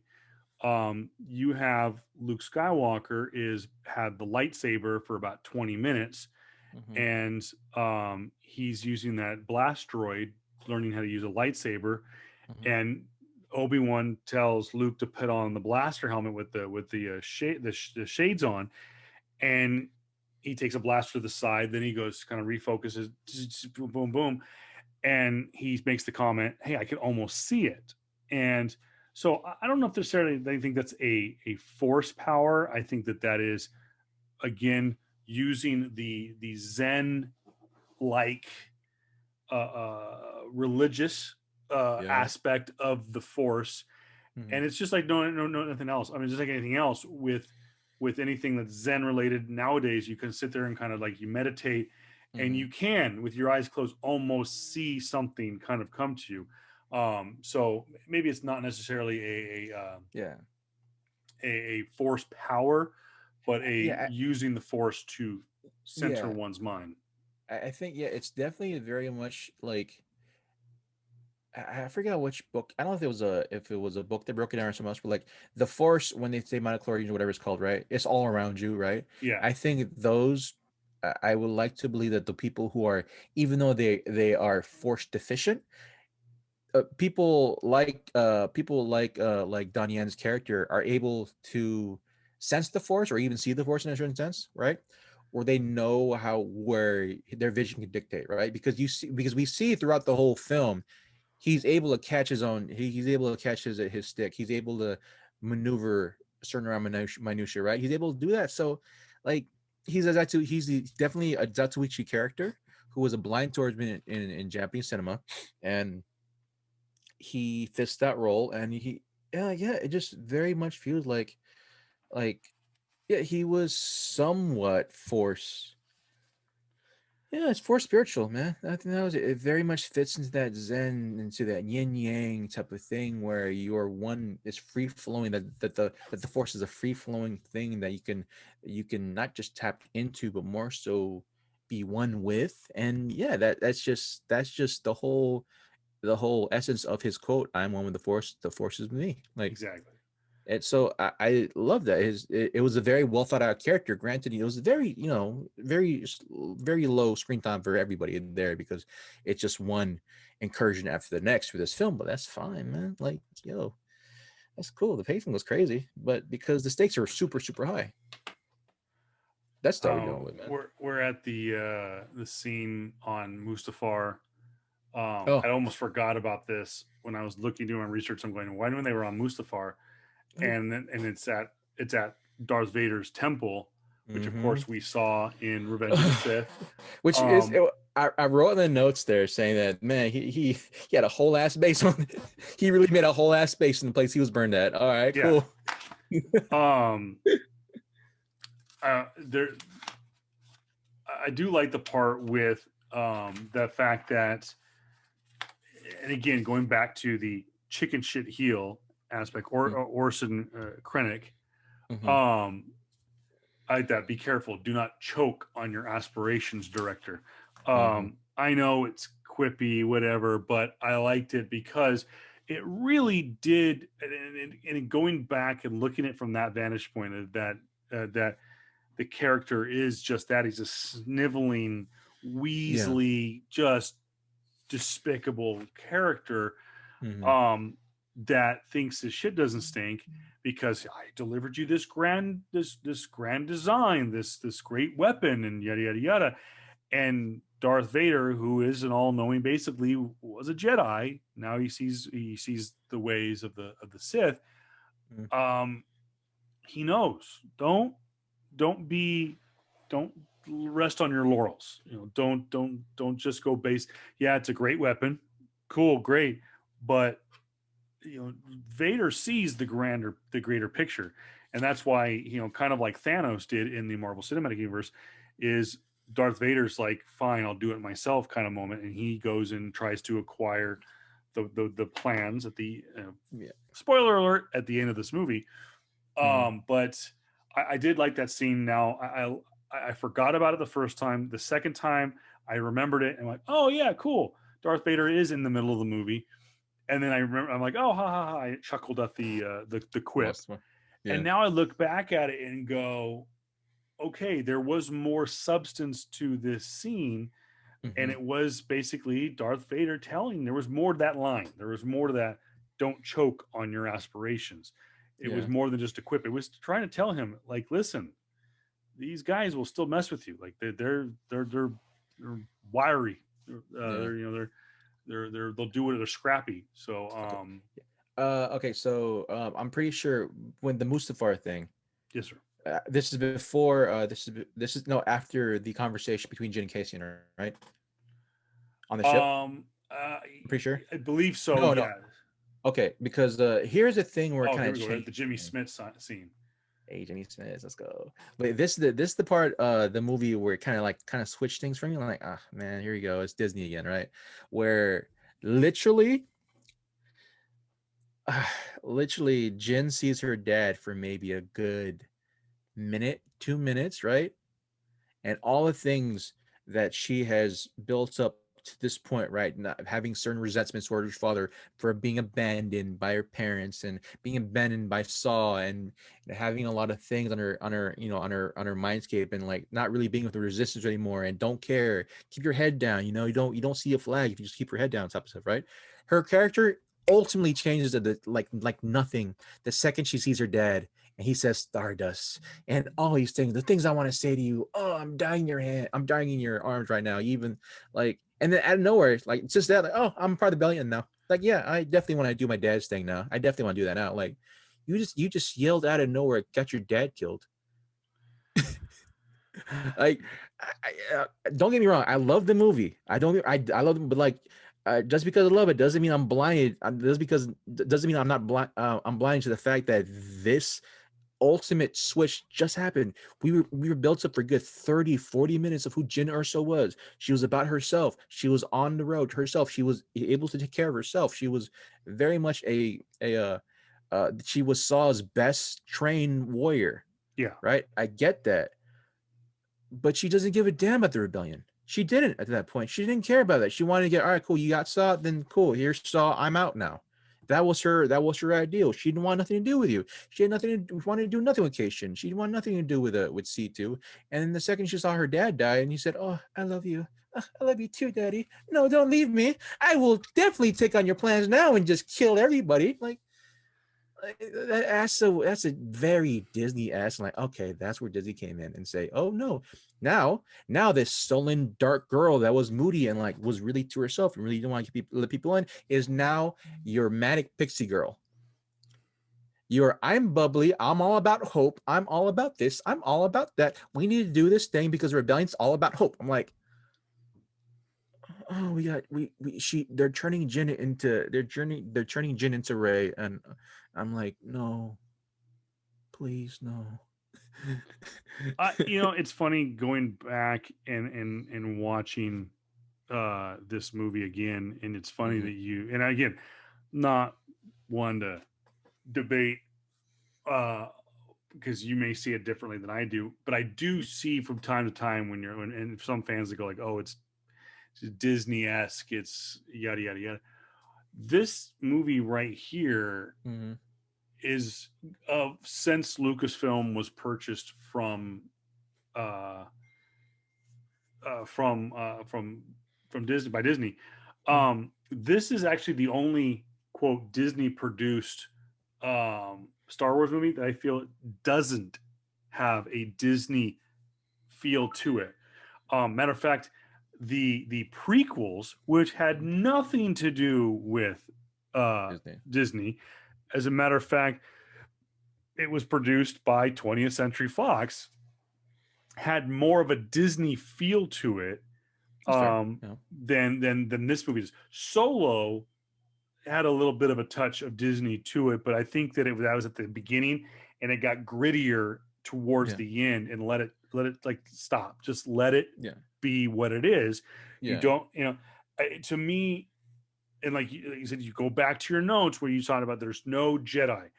This is one of the first movies, and then it kind of fell into a pattern. It created a new pattern, but Mhm. this one seemed different because yeah, they have the heroine, they have Jen Ursa.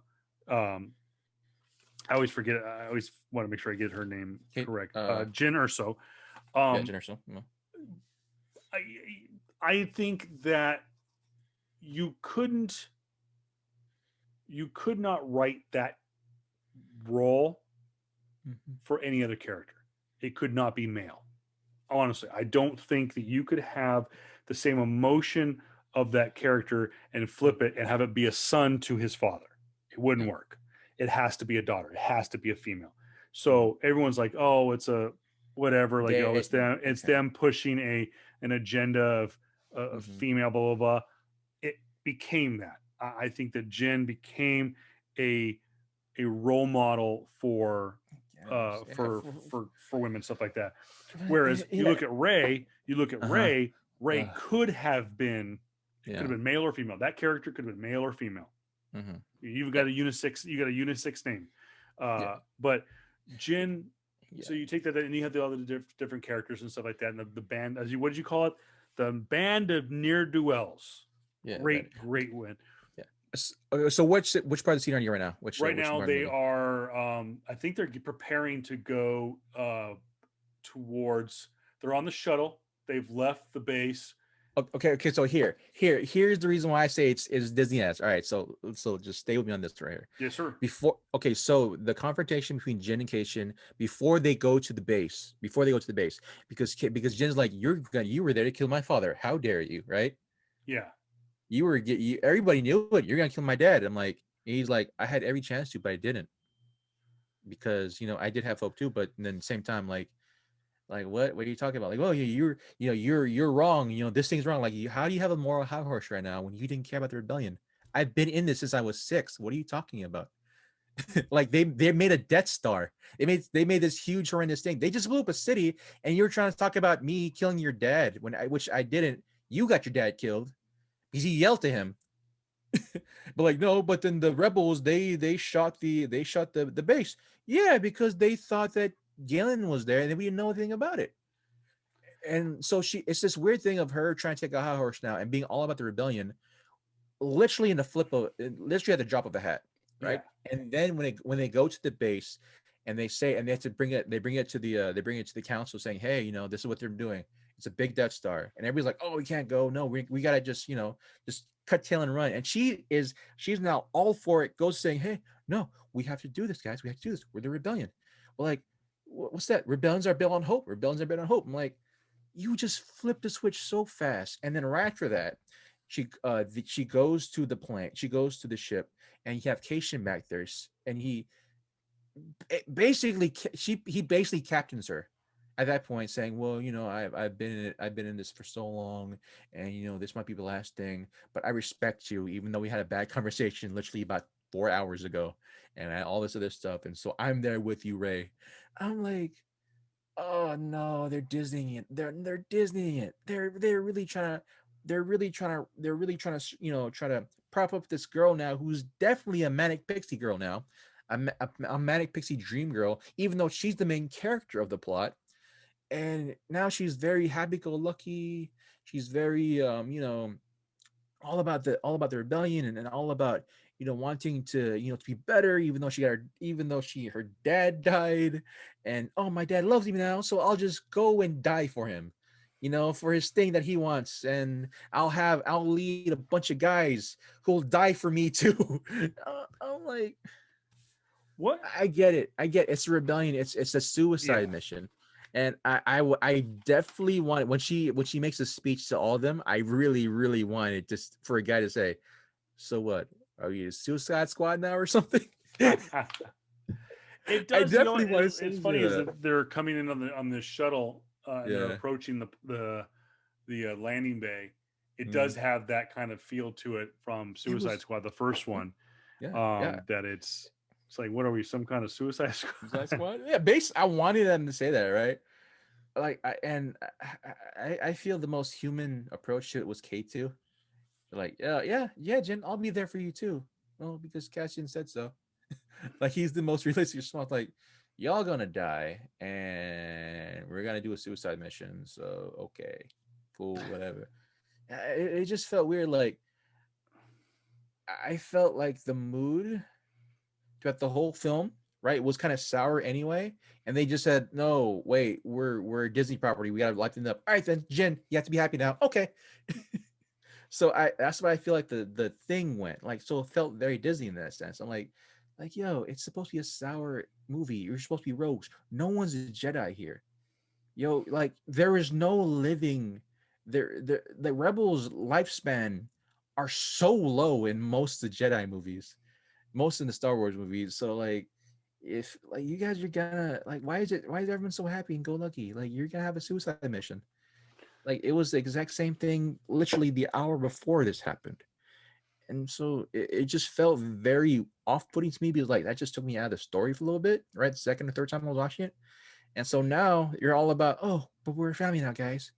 I said some stuff with my dad, but now, I'm happy and I want to go, go do his thing by go to this planet where it houses all the stuff and we're gonna go get it and then we're gonna destroy the Death Star. Yeah. I'm like, These that's not something to sets, be happy about. these sets are Yeah. also, by the way, are incredible. And I mean, I Yeah. know that most of them were digitally done, but they look so much better. And again, I Right. guess it's a testament to the um, technology of the day that they're so much better than um, the prequels and whatnot. Um, you know, Which planet were they on again? they are. This is the climax of the movie, where this Yeah, is a Scarif. the Scarif. Yeah, Scarif. This is the third act, which thank God it happened this way to We've me. got about 45 minutes left into this, so we're gonna if we get to the end, we get to the end. But Okay. Again, going back to what I said at the beginning of the show, the way this ends, to me, I look at it this way. It's like, if you're the producer of the movie, you go to Kathleen Kennedy and say, listen, do you have any intentions of using any of these characters in canon over the course of the next whatever set of films? Are you going to do anything else with them to progress their character? I could get doing a prequel and telling the story of Jen Erso, but I think if this has done enough job, are you going to do anything with Jen Erso down the road? No. Okay, we're going to kill her off. And to me, when I first saw it, it felt that way, that they killed her off just because they had no further use for her. And it became, to me at first, I'm like, oh, that's a bummer. Like she became just a throwaway character. And then I watched it, I'm like, no, you can be a main character. You can be the main character and die in your movie. It can happen. And so the second time I saw it, I'm like, okay, I get it. But to me, it just, the way it ended, it had so much of it just reminded me of Deep Impact for some reason. And it kind of just the ending scene with the Death Star and stuff like that. Yeah. I don't know why this just made me think of when they're coming in for a landing on the base. They act so surprised when they see the AT-ATs later in this scene. That how do you not see something like that? I mean, you got to think about it per scale.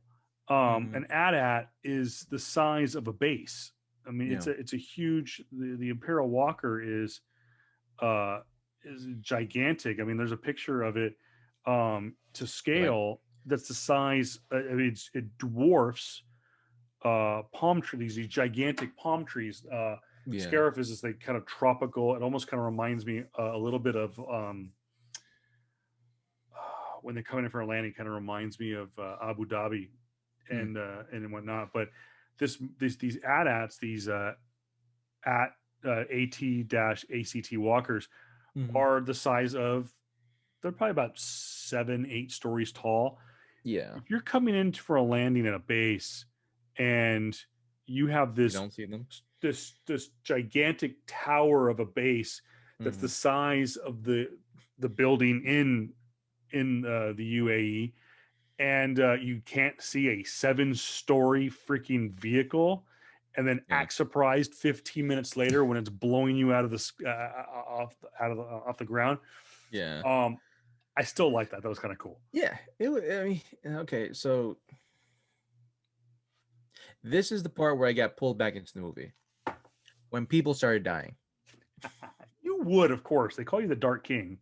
No, but here's the thing, right? Because like, okay, because my thought process is like, it's gonna be very much that whole, dreamscape. Oh, everything's gonna make it, and everybody's gonna make it out alive type thing, right? Because we have all our friends and everything else, and we, even though we met each other for the last 6 days, possibly maybe even less, we're all good friends now. We're really close. I'm calling you little sister, so all this stuff, right? I think that's one of the lines from the guy, from one of the guys. So like, All right, cool, whatever. And then we have K2 die very dramatically.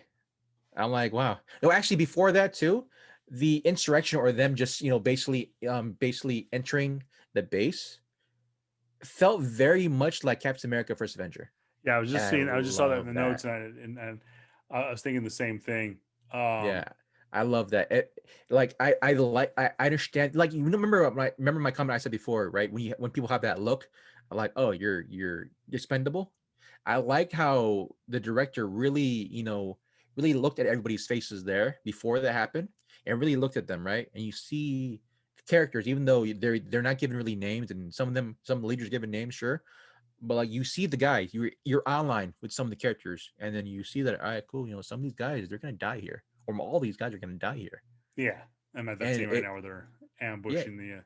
yeah, it felt very much cool. All right, then. Now they personalize it with us, the viewer, and we see it. All right, cool. Maybe they can pull this off. Maybe they can pull this off. Who knows? And dang, like the way they're able to go throughout there, full on looks like World War II type of thing. They're storming Iwo Jima somewhere, and they're taking the island, and they're going out doing some tactical ops type of stuff. I like that play. This is how wars are won, sadly, sadly. And yeah, it talks about men on the troops on the ground and stuff, and so that's just I really enjoy the setup to that scene, and the scene that followed. And inevitably, when K2, Jin and Keishin, they enter the spot, man. The film really shines when they show battles on three different fronts. It Yeah, really does shine. they're prepping now. That I guess they just now found out. Mon Mothma just found out that they had the There was that. rebels on Scarif. So now they're Mm-hmm. scrambling the fleet, so to Mm-hmm. speak. The well, there's a little break in the action here. Figured it's no better time than as we get to the end of a podcast Yeah, mean. and we got a little break in the action Mm-hmm. and we do the flex pull. Yeah, you gotta show me up there, jackass. We've got here. I've talked about this before. I'm a little behind on my reading, but we have Alex Ross has Mm-hmm. been doing a great job on some of these covers I agree. over the last few weeks, and this one he gets a chance to um, take a stab at the Star Spangled Man with a plan. We've got Captain America number 25 still in the Tanahashi Coates run. Um, really unique story. Again, I'm about a year behind on the storytelling, but I know that Cap took a break during the coronavirus. And they really kind of had to go back to square one. But Tanahashi Coach just absolutely does a phenomenal job. And I hope people right now are going like, oh my gosh, this show's got really ADD all of a sudden. Well, we're taking a break. And I think we'll kind of wrap things up here momentarily. We may not make it all the way to the end of the movie because I think we've kind of hit all the points that JR and I really wanted to hit on. Yeah. Chick gave me this cover. I mean, put it on my pull sheet and give it to me. Wasn't sure if I was going to like it. And it is Echo, one of the women of color, indigenous characters that they've introduced over the last few years. It's an indigenous character. Okay. And this is Marvel Voices Indigenous Voice number 1. That's right. And it is a pretty damn close to a Virgin variant. It's not, but it's pretty darn close. And it is a David Mack cover. Oh yeah. And it's a gorgeous cover. Oh, Some of the best work that David Mack's done. And this, it's like this he's been really really reveling in like a lot of like Native American-esque covers, like because he's done American Gods, right? And a lot of American Gods covers, as the main character in it actually specifically is Native American Shadow. and he has like his work on American Gods is amazing. The covers are amazing. Yeah. The this is an older cover, but I have the. I think this is actually from a couple of weeks ago. This is a Power Rangers, I believe, number 1. I believe this is a 1 in 10 variant. This is Power Rangers number 1, 1 in 10 variants. And I have the number 2 coming in December. Unfortunately, I was not able to get my Peach Momoko cover, which was a great cover. JR was there when I bought it, but I found out that they only got 3 copies, and I was number 4. Oh yeah, bring it back. Oh. So they're gonna just the Green Ranger. It's a really cool cover, and when it comes out, I'm sure JR got one. Maybe not. You did not get one. Okay. No. The Green Ranger, or is it the Red Ranger one? It's the Green Ranger is the one coming out. Let me see if I can find the picture of it. This is my big get. This is my big get of the. You can't see it, but it's an omnibus of the Monstrous run. Omnibuses and trade paperbacks are in hot demand right now, especially if it's a first print. Obviously, anything in first print is going to be. It was not JR. It wasn't necessarily the Green Ranger. It was the White Ranger. Yeah, that was coming out. So that's a Peach Momoko. Let me pull it up real quick here. Do a little share screen here. Mm-hmm. And for those of you watching the YouTube video, and again, take this opportunity, get a couple of pieces of work out of the way. Number 1, if you're listening to our audio podcast, get a chance, jump over to YouTube and see some of the visual elements that we add to the show. And of course, right here is the Mighty Morphin number 2 Momoko cover variant that was going for $20 at Comics Island. By the way, get our chance to get our plug in here. If you did not listen to episode number 25, you missed out an opportunity, probably missed all the rules that we put out there to earn your chance for not 1, not 2, but 3 chances at a J. Scott Campbell Art Germ 2-pack of Wonder Woman books. Yep. It's the Art Germ Wonder Woman number 51, I believe, and of course the J. Scott Campbell variant for Wonder Woman number 750, the 60s variant. I will. There we go. What do we got? Omnibus of Monstrous. It's just a cool looking book. Yeah, man. Look, it's a huge, thick ass book too. I love it, dude. It was cool. I just might think for a minute, but yeah. And for those of you who aren't watching and are listening to us on Spotify or Apple Podcasts or Google Podcasts, by the way, leave us a 5-star review and let us know how we're doing. For those who can't see it, an omnibus is essentially the complete collection of the entire run of that particular book. So imagine, say, like. An omnibus for they don't do a lot of omnibuses. Yeah, they don't. It's more like they do a lot of omnibuses specifically from Marvel for older stuff. Yeah, this is technically a huge omnibus for all of the issue 1 series for this one. This is. I don't know if people can technically call it I guess. Yeah, it's an omnibus. It's an omnibus. Yeah, it's just it's a small omnibuses are much thicker than this. Yes, but it's bordering on it.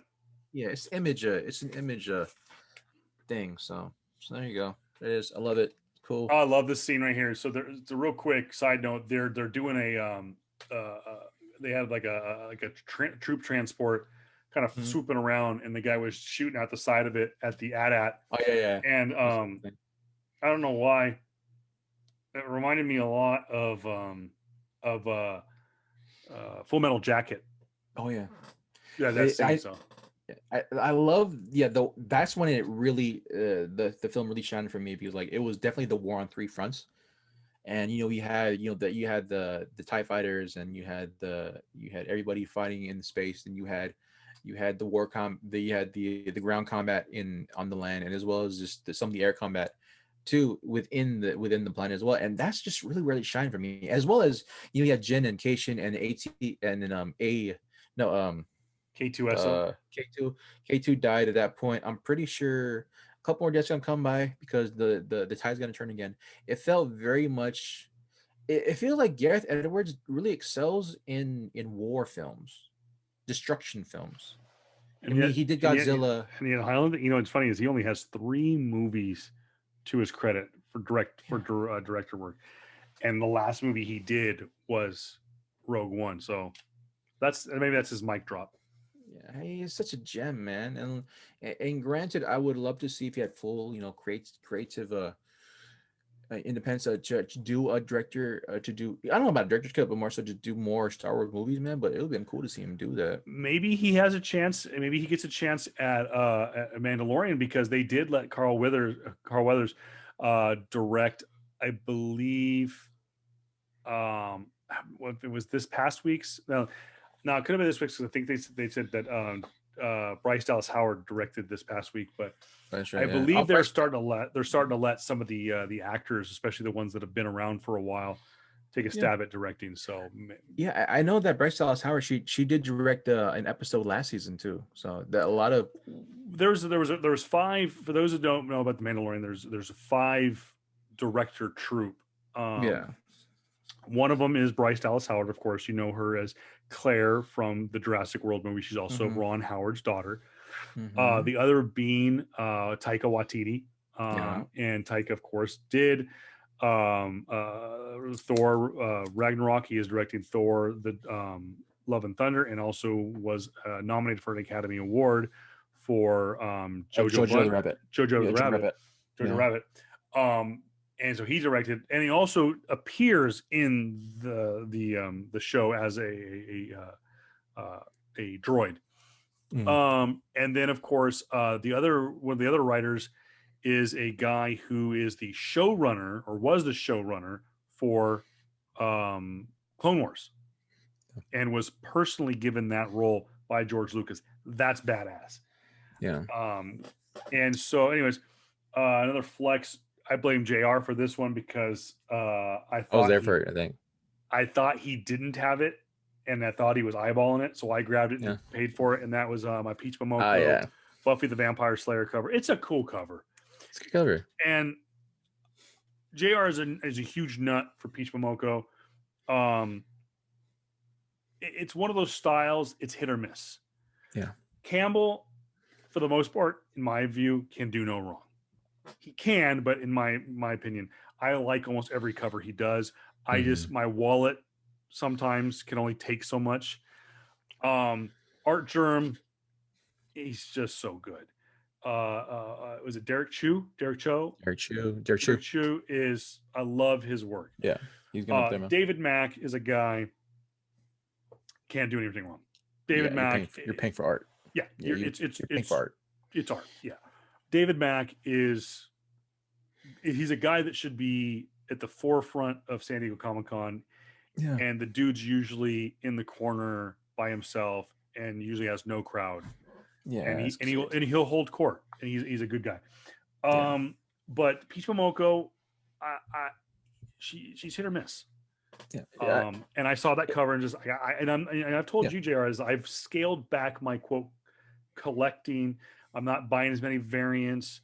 I'm not expanding my pool list. But I saw that cover and I said, I gotta have it. It's a cool cover. It's very much like Peach's style is very niche. I will say that her style already is very niche, because it's Japanese anime, it's Japanese manga at style, right? And so already that time frame, right? Specifically, if you been a huge fan of just American style cartoons forever, it might be hard to translate into Japanese animation, right? And so and that's all Peach does, man. Peach and anime has its own subgenre too, and so she tackles a lot of subgenres in anime as well. For her art style, and it's hit and miss for a lot of them, right? Like her her amazing covers for Power Rangers, right? Where the tearaway of like the cost of the actual Yes. costume and itself, amazing, right? Freaking amazing. But then you have some of her other lackluster ones, right? I think the Jenka cover that she did with it, where it's the upward, it's the camera angles downwards and she's looking upward, right? But it's the pose where it's the Jenka, the Teenage Mutant Ninja Turtle one. That was kind of like a miss for me, right? There's a couple other ones where it felt like kind of rehashes of her old work as well. But at the same time, I do know that she's a well sought out after artist right now by everybody. So yeah, a lot of stuff's gonna look the same for her. And but like every one that started off, I will always say is that Ghost Spider #2, where it's the photograph picture of her and as a Spider Gwen. That's the one that started off, man. And ever since that happened, she just constantly been asking. She's been given more work and more work, and so yeah, she's definitely gonna be hit or miss. The same way I feel Archer is hit or miss for me now too, because a lot of his stuff's the same. Yeah. For me, I see that. Campbell, I love Campbell, but he has gone up in the last couple of years, man. But now it's definitely he's in decline because a lot of his stuff is looking the same, or people are seeing that's very much the same artwork now. And but that's fine. That's fine. Like the comic book industry, comic book artists, they always come in waves, man. They like one artist is hot or one style of art is hot, and then it's a dip, and then you go back to the old artists and you go up, it's a dip. It's the same thing. It's a wave. And so collect what you love, man. That's it. Collect what you love, collect what you like, Exactly. and just come listen to us guys, and we'll give you tips of like what to get because if it's gonna get hot or not. Because I definitely called Peach Momoko a long ass time ago. So What was the first book that you saw of hers that you're like, okay, I gotta have it? it was actually I DM'd her actually. Yeah, I DM'd her. It was at Chick's store. I totally freaking forgot about this. I DM'd Peach Momoko one time before she was, hard to get a hold of. And I think an assuming can I look? I can. Okay. Peach.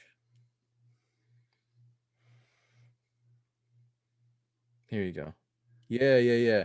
Can you look up Apocalypse and the Extracts? 1 for 25. Age of X-Men 2. Let's see here. Title: Age of X-Men 2 Peach Momoko variant. Just do that. Apocalypse and the Extracts. Yeah. That cover. It's not this one, is it? Let me see. It's the girls, right? No. Do Peach Momoko. I just Peach Momoko variant. It's 1 for 20. It's a 1 for 25 variant. Oh my goodness, there it is. Oh, there's the I can't see it from mine, but yeah. That one. well, I'm flip. I just got to her page on oh, I did see this real quick. This is the I did see that oh, damn it. Oh, you'll see it's fine. You can't see it, but I did see the Ghost Spider #2 cover. That's a cool cover. That's $1,200 for a 9.8. Well, I mean, raw. It's going according to Key Collector is going for $375, but you get slabbed, it'll go way. Dude, it is averaging $1,200, bro. It is actually I think the lowest I've seen is like 800 or something, but dude, the highest I've seen it was fucking super high. But that Peach Momoko cover, that was like 2 years ago for me. Specifically the Age of X-Men. I was planning to get it because I DM'd her saying that, hey, are you gonna be any cons this year? Amazing Con in Vegas, maybe? She goes, no, thanks. At this point, LA is planned for West Coast. I go, sweet, I'm gonna pick it up and just have you sign it. And the second that happened, I was gonna go the next day. It was sold already, and I should have told Chick to save it for me. But yeah, that was a beautiful cover. I don't think I follow her on social. Dude. Oh my god, you should, bro. She's doing a chibi form. She's doing a chibi version of let me see. She liked my stuff real quick. There you go. Yeah. Is it Peach Momoko 60? Yeah. Children of Adam. Dustin Nguyen does chibi as well though, but this chibi form I freaking adore, dude. Chibi form, of course, is Japanese. Is a Japanese word for like kids, right? They're in art kid form, Yeah. and so boom, she did Do that. I Like, yeah. have? Now that I Mm-mm. think about it, hold on. I might have a an in at Comic Con to to meet her. If it's Well, if I think it's ah gosh darn it, now I'm gonna have to find. Yeah, I have a Peach Momoko. According to her social media platforms, works on a lot of um, upper deck content. I may have an in with upper deck. cool. So we're gonna That's have to. cool. I'm gonna have to flex that connection come San Diego Comic Con Where we next at right year. now? Where we Right at now, right it's now? towards the end of the battle. We've Oh, got the ships are started. The destroyers are starting to fail, mm, and it really is at this point in the movie that Jr. mentions it's a Suicide Squad mission. This yeah. is It's a Susan. um I'm pretty sure at that point too, we see both. We see both. The deaths of Chirrut, Bodhi, and Baze at the same time, right? And I'm glad they gave those characters the moment. Oh, and of course, Bodhi is the turncoat pilot for Father Urso, right? And so yeah, it was great. Like they all had heroic moments, right? And yeah. then they died heroically, and so that was a crazy way to go for everyone there. Sure, saying having that amazing the amazing line of I'm one with the forest with me as he walks through, he walks through this gallery of laser beam blast, right? Yeah, that's at that scene right now. The force is with me. Yeah, I am the force. The force is with me. He's just like, screw it. yeah, I got nothing to live for. I'm taking it yeah. on the Or chin. maybe he just has hope and just go. Let's just have hope and do it because he's been seen as a religious or a spiritual man throughout the whole movie. So that was in character for him.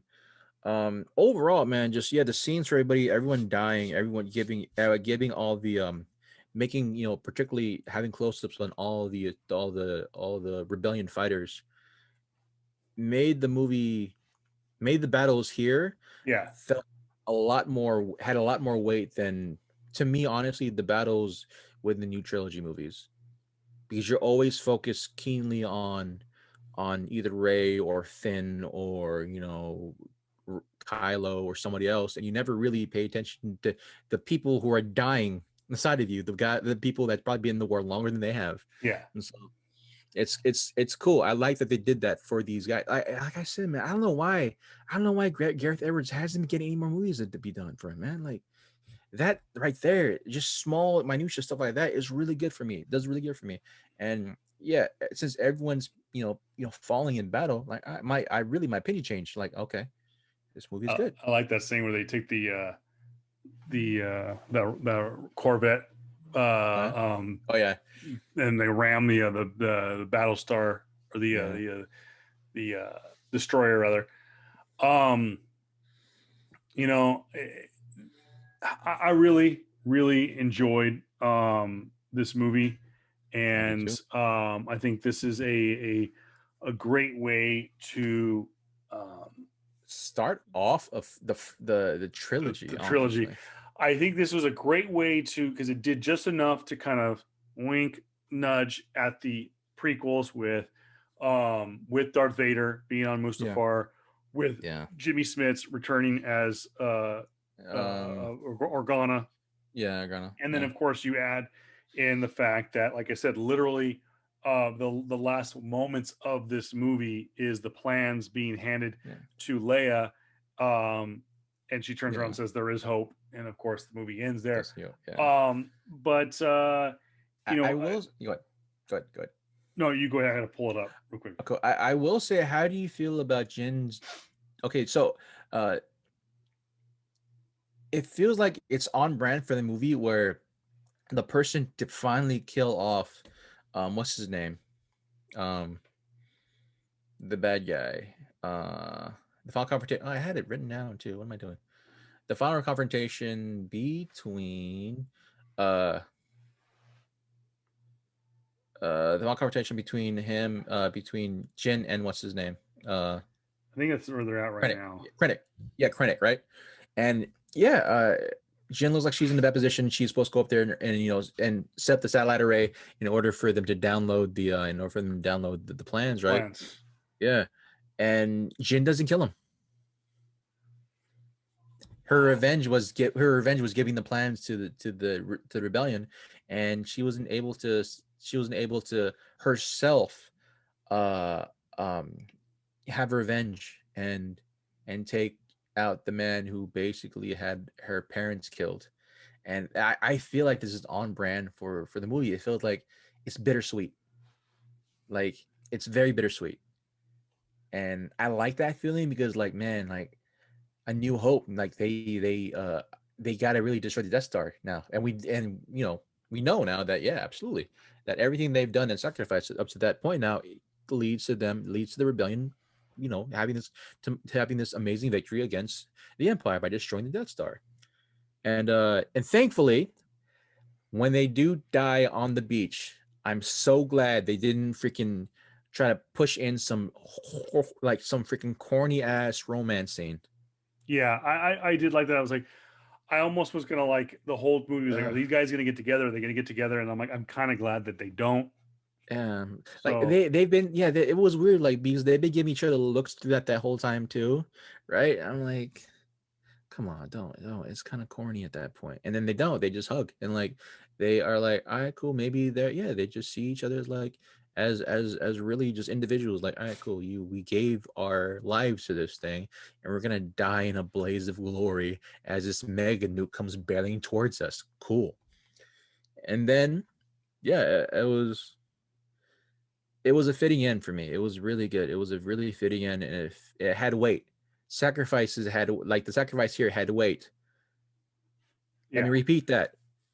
Let me repeat that. In Star Wars, when you sacrifice yourself in order for you to save your friends or in order for the rebellion to continue, it has weight.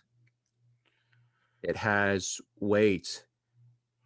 what It a has weight, Rian Johnson, Last Jedi. the menacing moon that Mhm. hovers above the horizon has now come, and we hear the ominous Oh, something has just entered into our atmosphere from yeah. hyperspace, and there is the Death Star. Are they really going to fire upon themselves? Does the Oh Empire have yeah. it in them to take out a Imperial base? So, um, Absolutely. Yeah. anyways, kind of end on because we've talked about the ending, Yeah. so to speak, with them blowing up um, uh, with Yeah. Mustafar and Yeah. whatnot. None of Mustafar, but yeah, the place Mustafar was the other planet. How do you feel actually about finally seeing the man himself in action? Oh, seeing Mother Darth effing Vader. Vader. Yeah. I liked it. Yeah. I thought it was perfect. Sorry, someone tried to take over my TV, and we have seen the Death Star um, fire upon the planet. hmm That being what's it called? Oh my goodness! Yeah, we just had to. That wasn't. Yeah, I forgot what it's called. Like I said, I just had it here. Yeah, I know what I'm Um, saying here. ah, crud. But it's fine. But anyways, But yeah, no, they fire off. what Yeah, they fire the what plane. did you think of the my So, children have now attempted to take over my TV because I mhm. won't give them Netflix access. Um, so I'm done watching the movie. What'd you think of the Leia scene? What'd you think of the final scene? I mean, cool. I mean, yeah, they had younger. They definitely had a DHifier. I just, it was distracting to me. Like it was not just, it was distracting me. It was like, what? Oh, cool, we'll see Leia, and then Yeah. because when you watch the movie, you see Leia for just a brief second, right? Right, you see her Yeah. face, oh, brief second, and then cut to scene, right? I Yeah. paused that, and actually, because of my new monitor that I have that has 4K, I was able to see all the imperfections, all of it, and I'm like, this is. I mean, it's CG, and I get it. You're using someone else's face, and then you're trying to digitize also, what Carrie Fisher looked at that time. But Yeah. I'm like, but I mean, seeing Leia in general, cool, great, awesome. I was more so I had a huger pop with for Darth Vader finally being the badass that he should be depicted as. It's irritating me that it's taken people so freaking long to see how menacing and how looming and how evil and powerful this freaking guy is that's seen on screen. If we just had a Darth Vader TV show that Disney could just pump out with him just wrecking people, great. I'll be happy. Like the dude decimated cities by himself as Darth Exactly. Vader. By himself. He you his name strikes fears into Master Jedi's. Yeah. You like come on, man. Do the man right. You have to have a show or something where you show him in live action just wrecking people, man. Absolutely wrecking And people. we got that in the ending scene. And again, I think going back and watching it a second time Mm. and seeing that scene I talked about where the choking, don't choke on your aspirations line. I really think that was a important spot for him to not only be the Jedi slash Sith master of the lightsaber and being a badass. Yeah, He is still a methodical, um, absolutely. mental menacer, menacer or whatever. I was trying to think of the word I was looking Menacing, for. Menacing menacing. being. Yeah, He's able to kind of mess with your mind. So, yeah, I liked his yeah, portrayal in this movie, and I did like that he got his opportunity in the end. So yeah, man. let us know what you thought of the show by leaving your comments below in Yes, the guys. YouTube channel. Like us. Don't forget to subscribe, like, and comment on the video. Don't forget, guys, if we get to 100 subscribers Mm-hmm. on YouTube, so whenever that happens, there's no time limit. Whenever it happens, we will give Mm-hmm. away a copy of Wonder Woman number 750, and I believe it's Wonder Woman number 51. And Uh, whatever the hell I'm gonna be doing too, guys. I'm gonna be like I said before last week. We'll be raffling off. I'm putting up something from my own pool into the list too, and it's always gonna be something good for me. So yeah. you know what's up, guys. So if JR said he'll put something up, if we get to, is it 100 followers Yeah, on Twitter? also on socials, actually on socials. All Okay, socials. we can try to. And we do have an extra copy of the 750 and the two Wonder Woman copies. If we can get to, so I think that's what we'll do. We get to 100 followers on social, all three socials, Facebook, Mm-hmm. Instagram, and Twitter. JR will pull a big boy or whatever he has something from the collection he has promised. That that extra set that we have. Don't forget to subscribe. We can get to 100 subscribers Yep. on any of our podcast platforms. If we get to 100 subscribers, that is what we'll do. So there's your chances. So JR has promised you something. If we can get to 100 subscribers on on all three of our platforms, Facebook, Instagram, and Twitter, of course, at PS Comics I Love You on Twitter and Instagram, at PS Comics I Love You, with the letter You. U, on Twitter. And again, tell your friends about it, share the posts, and yeah, check it out. Again, he is JR Cabacungan, the Dark Okay. King, Darth Cabacungan at aka at also not JR Comics 42. Hit him up because this boy over here is starting up a little business of his own, selling books, and they are going to I've seen the man's collection built over time. So I know what he's got. You're going to want to be involved with this sale. He's got some good stuff. Just to let y'all know, I just sold a 9.2 New Mutants 98 first appearance Deadpool. I just sold it. So how much you sell for? I'm not saying. I'm not gonna say out loud, man. I've always wanted one of those, but I will say I got it for much more than what I originally put it as. I will say that.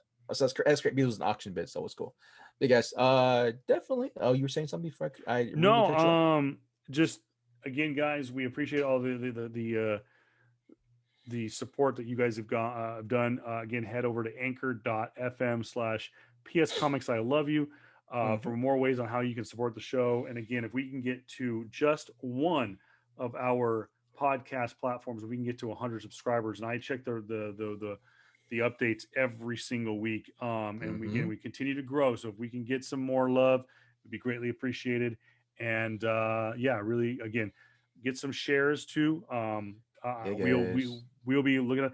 I think I'm going to do if one of our episodes can get like a lot of shares on Facebook, I might throw some grab bags at some people. Sure. So again, also guys, don't forget this podcast is going up the week of Thanksgiving. There is a bonus episode coming sometime this week. As you hear this, go out there and support as best you can. Social distance, wear a mask, be kind to your neighbor. But show support to our businesses. If you can't, if you don't feel comfortable going out, contact the businesses and see if you can get a gift card or something like that. Yeah, man. We don't know yet. We were supposed to know by the time we record. We don't know yet. There is something planned for Black Friday at Comic Asylum. We don't know what it is. We hope to know by the time the bonus episode drops to know more about it. But trust me, based on years past, and you're talking to a couple of Comic Asylum Black Friday geniuses, you do not want to miss Chicken Javel's Black Friday at the Asylum. Sales. Dude, it is. I had a couple. Yeah, it was crazy one year, dude. Oh my gosh. I think you and I showed up, and everyone was there like, "Oh, it's Black Friday. I'll go to Comic Asylum," and we're like, "Bro, we're here to do."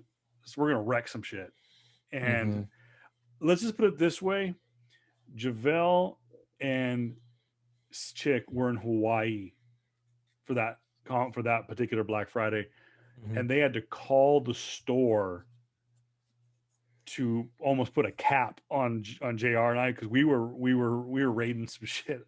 So that's right, they did. They were like, dude, kick them out because we knew what to look for.